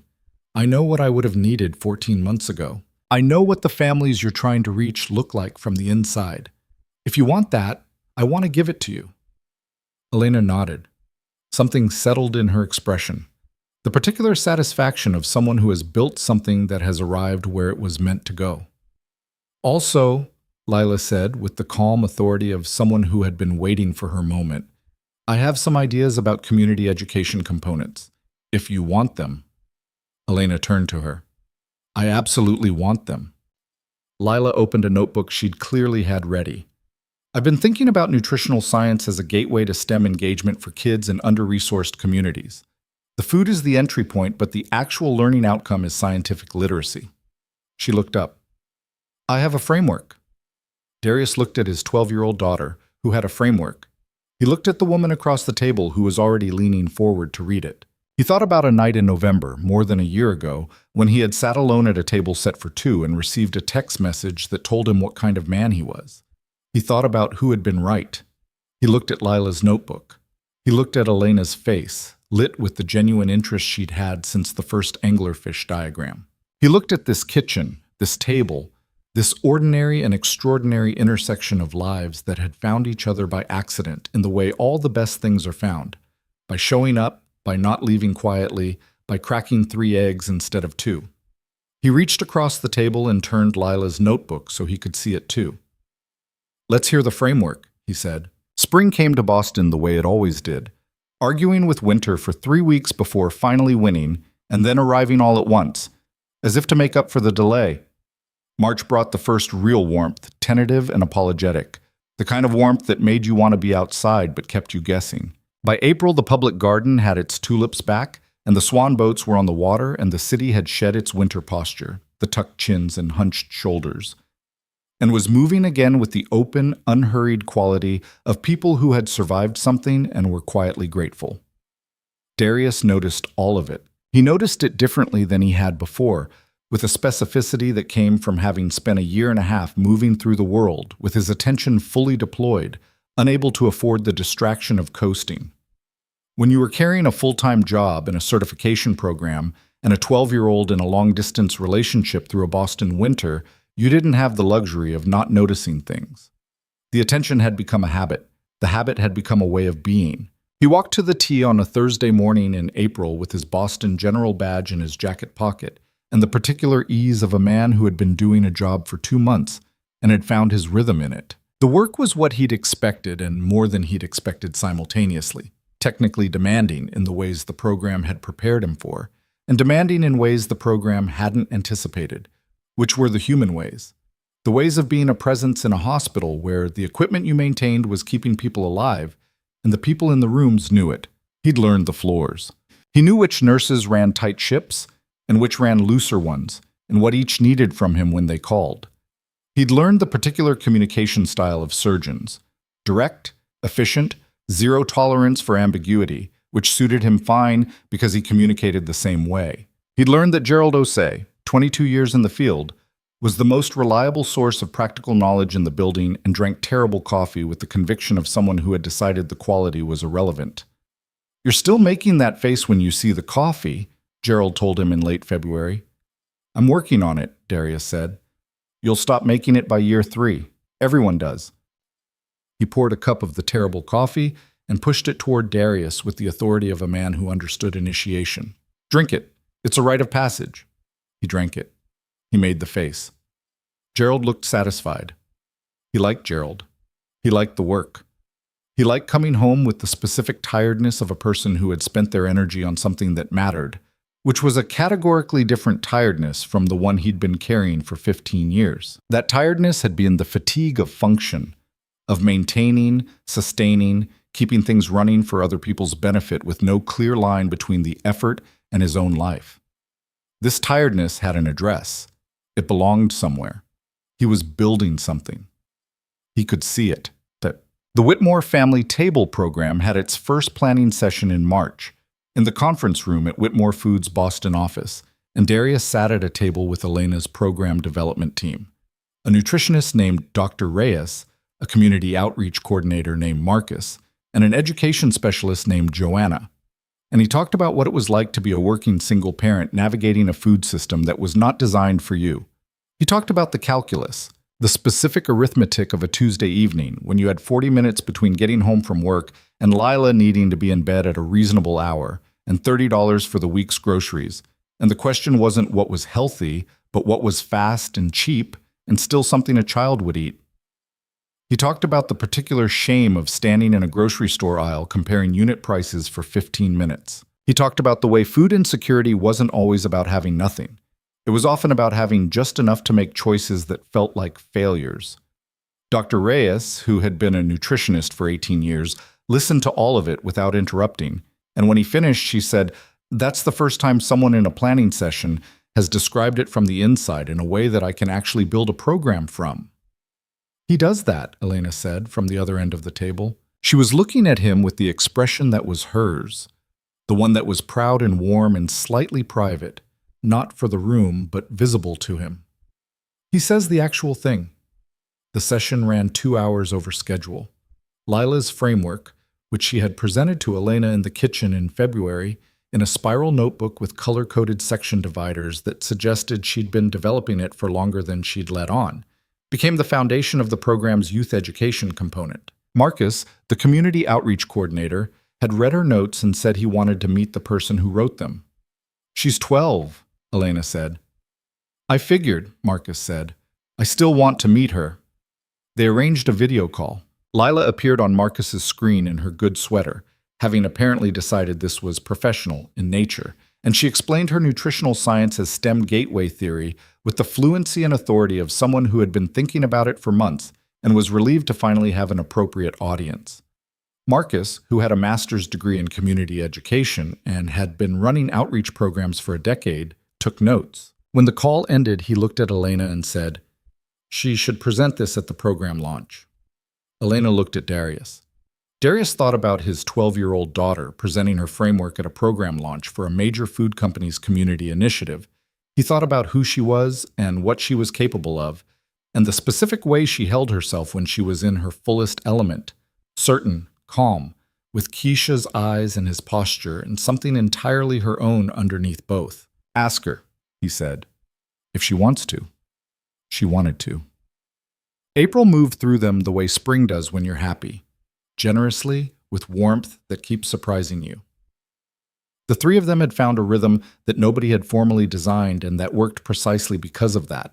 Elena's Back Bay apartment remained hers, a retreat, a workspace, a place to keep her work clothes and her grandmother's photograph and the particular solitude she needed sometimes, which Darius understood and did not take personally because he understood that loving someone didn't mean dissolving the person they were. But the kitchen table was theirs.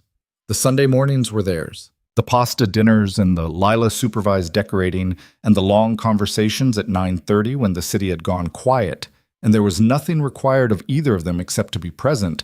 All of that was theirs in the specific accumulated way of things that have been built rather than found. One Saturday in April, while Lila was at swim practice and Elena was working at the kitchen table and Darius was doing nothing in particular, which was itself a kind of achievement, the ability to be in a room doing nothing in particular without the restless guilt of a man who had been surviving on urgency for years. He looked at her from the couch and thought, "I want this forever," not as a reach, as a fact. The same way he'd known, standing on the hospital rooftop in December, that he'd gotten the job. The same way he'd known, at the kitchen table at 11:30 on a Thursday night, that he was ready to apply for the program. The knowledge that arrived not from hope, but from the quiet accumulation of evidence. He wanted this woman.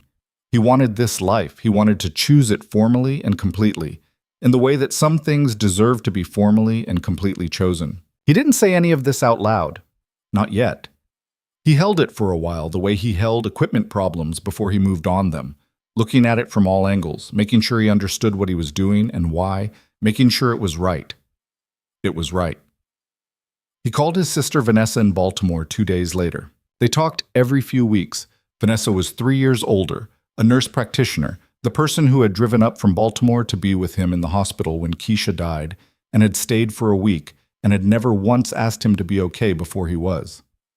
"I need advice," he said. "Finally," she said. "I've been waiting for this call since you first told me about her." "You don't even know what—" "Darius, I know. Say it."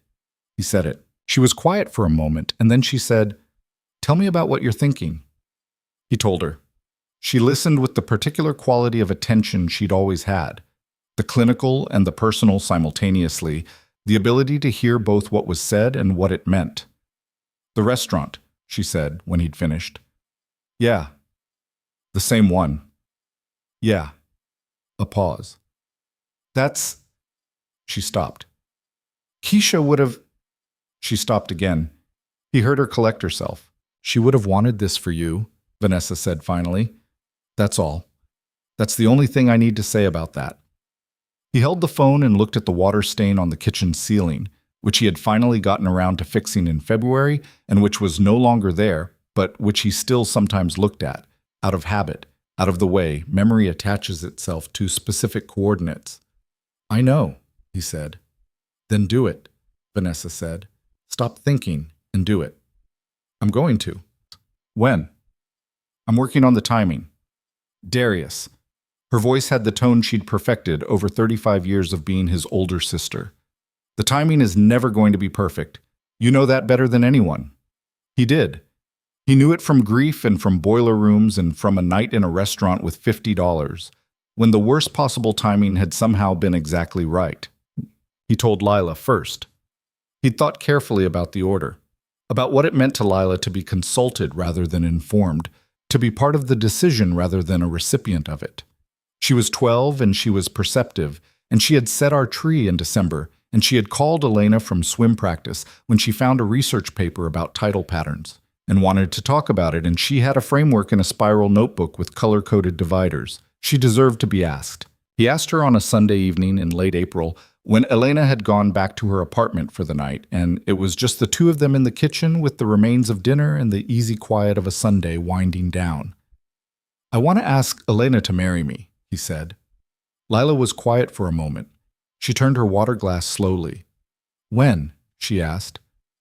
"I'm thinking about Ardmore's, the restaurant where we first met." He paused. "It feels right." She nodded slowly, processing, running it through whatever interior system she used for significant information. He waited. He'd learned over 12 years that Lila's silences were not empty. They were working silences, and interrupting them produced worse outcomes than waiting. "She loves you," Lila said finally. "I know. And she loves me," said with the simple certainty of a child who has felt it and has no reason to doubt it. "Yeah, she does." Another silence. "Are you scared?" she asked. He looked at her. The question surprised him for a moment, and then didn't, because of course it was the right question. It was always the right question. "A little," he said. "Not of her, not of this, just of how much it matters." He paused. When something matters that much, there's always a part of you that's a little scared. Lila considered this.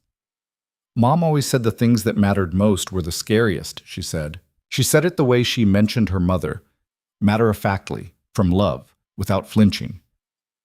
She said that meant you were paying attention. He felt the grief move through him. Brief, familiar, the weather pattern he'd learned to dress for. Alongside it, warm and solid, gratitude. For Keisha, who had taught him what love looked like in its full form. For this child, who carried her mother's eyes and his posture and something entirely her own. For the fact that he was sitting in this kitchen having this conversation at all. "So yes," Lila said, with the finality of a verdict. "Do it." He looked at her. "That's your blessing?" She gave him the look she reserved for questions beneath her dignity. "Yes," she said. "That's my blessing. Can I come?" "To Ardmore's?" "Yes." He thought about it. He thought about the restaurant, about the table by the window, the white tablecloth, the candle in its glass jar, the breadbasket he hadn't touched. He thought about going back there, with all of this behind him, and doing the thing he was going to do. He thought about Lila being there. "Yeah," he said.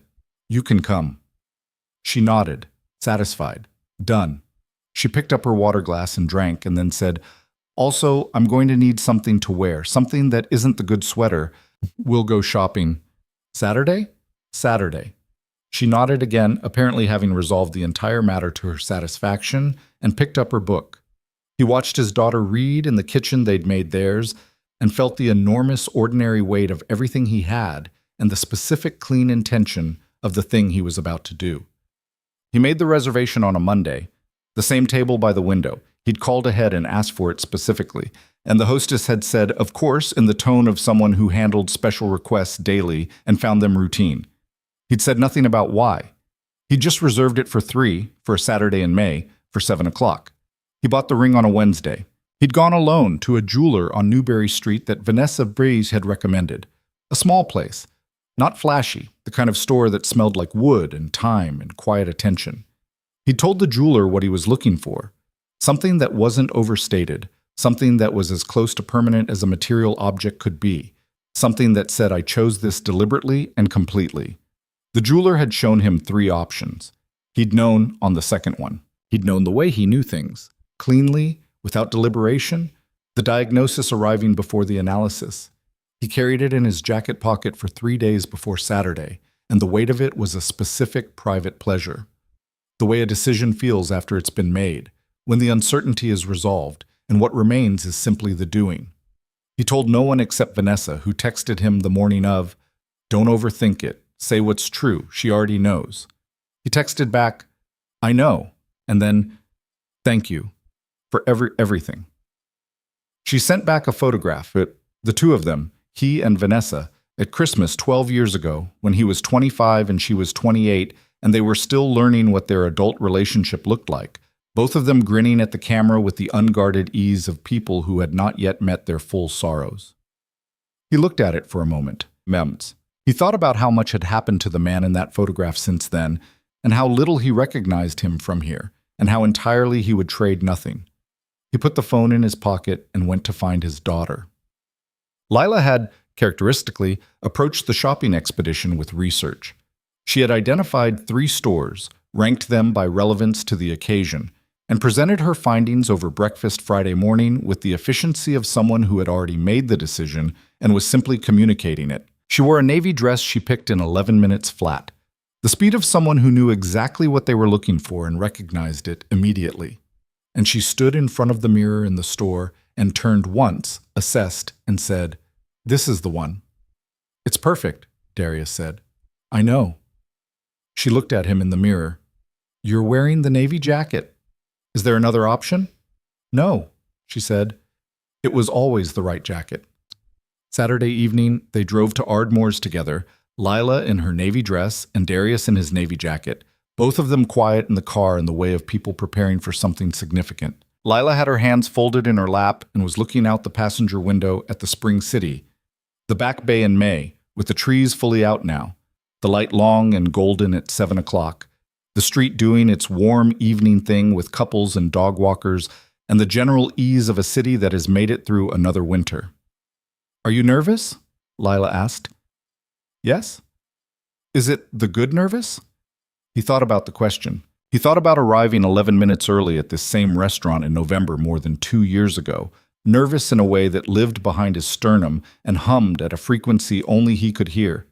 He thought about the breed of that nervousness, the hopeful and desperate kind, the kind that came from wanting something you weren't sure you deserved. This nervousness was different. This was the nervousness of someone who knew exactly what they were doing and why, who had no uncertainty about the wanting, only the exquisite vulnerability of the doing. "Yes," he said. "It's the good kind." Lila nodded, satisfied. "Then it's fine," she said. Elena was already inside when they arrived. He'd told her Ardmore's for dinner on Saturday, just the 3 of them, and she'd said yes with the uncomplicated ease of someone for whom an evening with Darius and Lila required no more explanation than that. She was at the table by the window. The same table, the same white cloth, the candle in its glass jar. In a dark green dress, her hair up, and she looked like the specific version of herself she was when she wasn't working, when the composure was there but resting rather than deployed. She saw them come in and smiled, that full, complete smile that he'd been watching for 2 years now, and that still did the same thing to him every time.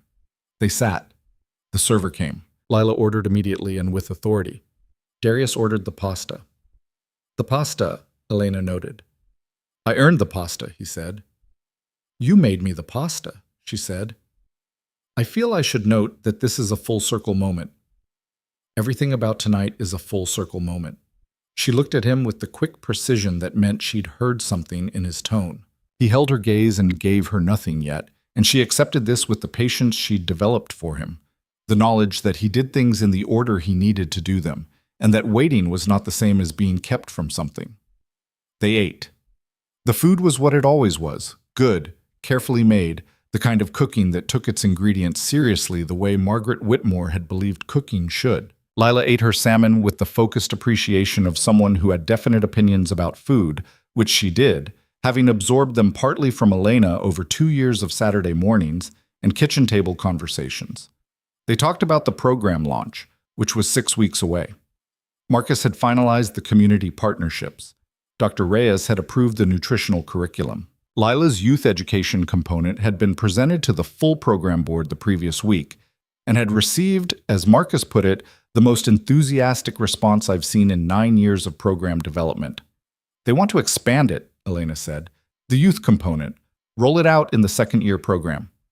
Lila, who received professional validation with the serenity of someone who had always known it was coming, said, "I have additional ideas for year 2. "I know you do," Elena said. "I want them all." Darius watched this exchange. his daughter and the woman he loved talking about the work they were building together, and felt the moment arrive, not as an interruption of the evening, but as its fullness, the point toward which everything had been moving. He reached into his jacket pocket. "I want to say something," he said. They both looked at him, Elena with the quick attention she'd been ready for, Lila with the practiced composure of someone who knew what was coming and had decided to be steady for it. 2 years ago, he said, looking at Elena, I sat at this table for 45 minutes with a dead phone and $53 and a text message that told me who I was. And I believed it. Not because it was true. It wasn't. But because I'd spent long enough being invisible that I'd started to think invisible was the same as nothing. He paused. You walked across this room and you didn't let me leave quietly. And every single thing that came after that, the program, Boston General, the work, Lila's framework, all of it, came from that one moment. From someone deciding that showing up was worth it. His voice was even. He had practiced evenness for a long time. I've spent 2 years watching you do the same thing over and over, he said. For me, for Lila, for the families you're trying to reach through the program. You keep showing up. Even when it's hard, even when it costs you something, even from 3,000 miles away. You show up. He looked at her steadily. I want to spend the rest of my life being the person who shows up for you. He opened the box. The ring caught the candlelight. That specific warm Ardmore's candlelight. The same candle in the same glass jar. The flame pulling left in some imperceptible draft. And Elena Whitmore, who had negotiated 9-figure contracts and held her ground in rooms designed to make her feel small and run a company her grandmother had built from one jar of herb blend with the conviction that feeding people well was serious work, looked at the ring in his hand and lost, briefly and completely, every composure she had ever assembled. Elena, he said, will you marry me? She pressed both hands to her mouth. Her eyes were bright and full. She looked at him, and then, she couldn't help it. She was who she was. She looked at Lila. Lila was sitting very straight in her navy dress with her hands folded on the table, and she was not crying because she was Lila Carter and she had decided she was not going to cry in Ardmore's restaurant. But her chin was doing the thing it did, the slight unsteadiness around the edges, and her mother's eyes were entirely visible. He asked me first, Lila said. Her voice was steady. Mostly. I said yes. Elena made a sound that was not quite a laugh and not quite anything else, something involuntary and full and entirely human. And she looked back at Darius and said, yes, of course, yes, obviously, yes. He put the ring on her finger. The table next to them, which had been pretending not to listen, broke first. A woman in her 60s who started clapping quietly, then not quietly. It spread through the room the way good things spread when they're allowed to. Person to person, table to table, the spontaneous and uncoordinated response of strangers who had witnessed something true and were moved by the witnessing. The applause filled Ardmore's. Lila, who had held herself together with remarkable discipline for approximately 40 seconds, looked at her father and Elena, and then at the room full of clapping strangers, and something in her face went fully open. The composure down, the 12-year-old entirely present, the marine biologist and the framework writer, and the girl who called Elena on Thursday nights, and the daughter who said our tree all at once, and she laughed. It was her mother's laugh. Whole body, committed. The kind of laugh that had no self-consciousness in it at all. Darius reached across the table and took her hand, and she led him, and he held his daughter's hand and looked at the woman across from him who was wearing his ring and still smiling through everything. And he thought about the man who had sat in this chair alone on a November night and held himself together and reached for something he wasn't sure he deserved. He thought about what that man knew and what he didn't know. What he could see from where he sat. The empty chair, the dead phone, the bread basket, and what he couldn't. The year ahead, the kitchen table, the science fair, the Boston General rooftop, the airport arrivals hall at 11:30 at night, and the woman moving through the corridor and the 12-year-old who walked straight into her arms. He thought about all the things that had been waiting for him on the other side of the moment he almost left quietly. Later, much later, after the dinner and the dessert they ordered because the occasion demanded it, and the server who brought a complimentary glass of champagne because the hostess had told him, and the long walk back to the car through the May evening because none of them were ready to go inside yet. They stood on Boylston Street in the warm spring night, and the city moved around them in all directions, unhurried and indifferent in the way of cities. And for a moment, the three of them were simply still. Lila stood between them. She had one hand in Darius's and one hand in Elena's, and she was looking at the street with the quiet interior expression she wore when she was processing something significant. "Same street," she said. "Same street," Darius confirmed. She looked left, toward the harbor, invisible but present, the way it always was in this city. She looked right, toward the back bay, the lit windows, the spring trees. "Different people," she said. He looked down at her. "Yeah. Better people," she said, and it wasn't a question. He looked at Elena over Lila's head. Elena was already looking at him with that full, complete, still slightly wet-eyed expression that was the composed version of everything she'd been saying all evening. "Better people," he agreed. Lila squeezed both their hands once, briefly, and then let go. The gesture of a girl who had offered what she meant to offer and was now ready to move. And she walked toward the car with the posture she'd gotten from her father, straight and deliberate, like she had decided to be here and was committed to it.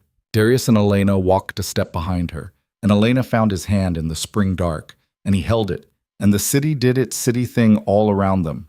The traffic and the lights and the late evening pedestrians and the sound of someone somewhere laughing at something. And he thought about what it meant to be visible, to be seen, to be the kind of man that someone walks across a room for. He had spent years believing visibility was something you earned by becoming different from what you were, by accumulating credentials, by building a better resume for deserving things, by becoming someone with less to apologize for. He understood now that it wasn't that. Visibility was what happened when you stopped apologizing, when you stood in your own life and said, "This is what I have, and this is what I'm building, and this is who I love, and I am not going to leave quietly." He was not invisible. He was not nothing.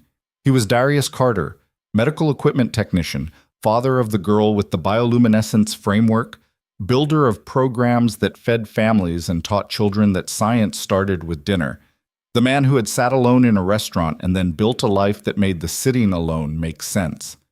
He was the man who had kept showing up, and the spring night was warm around him, and his daughter was walking ahead with his posture and her mother's laugh, and the woman beside him had his ring on her finger and had crossed a room once for no reason she could fully explain. And somewhere behind them Ardmore's was still lit up on Boylston Street, with its candle in its glass jar and its bread basket and its table by the window where the whole thing had begun. He didn't look back. He walked forward, into the spring, into the life that was fully and entirely his. The man who showed up. The Whitmore Family Table Program launched in June of that year in 4 Boston neighborhoods with community cooking stations, nutritional education workshops, and a youth science component that drew its framework from a 12-year-old spiral notebook with color-coded dividers. In its first year, it served over 2,000 families. In its second year, it expanded to 7 cities. Darius Carter was promoted to senior equipment technician at Boston General 18 months after he started. Gerald Ossie told him, in the particular way Gerald said things, that it was overdue. Darius said he was grateful. Gerald said gratitude was nice, but competence was better, and poured him a cup of the terrible coffee. Constance, who had drilled flashcards at him every Wednesday for 14 months, attended the wedding. Lila Carter presented her nutritional science framework at a national STEM education conference the following spring. She was 13. She wore the navy dress. Darius and Elena were married on a Saturday in September in the public garden, where the swan boats were still on the water and the light came through the trees the way light comes through trees in early fall, gold and slightly mournful and entirely beautiful. Lila stood beside them both. Mrs. Ibarra, who had covered Lila on Tuesday and Thursday evenings for 14 months and had strong opinions about Darius's diet, cried from the second row and was unapologetic about it. Vanessa, who had driven up from Baltimore and arrived early, looked at her brother during the ceremony with the expression of someone who had been waiting a long time to see him this way and was taking a moment to fully receive it. Darius held Elena's hands and said the words and meant every one of them, not as a reach toward something uncertain, not as hope dressed as fact, but as the plain, earned, complete truth of a man who had decided on a November night with $50 in his wallet and a text message that told him who he was not to leave quietly. He had shown up. He had kept showing up. And everything had come from that.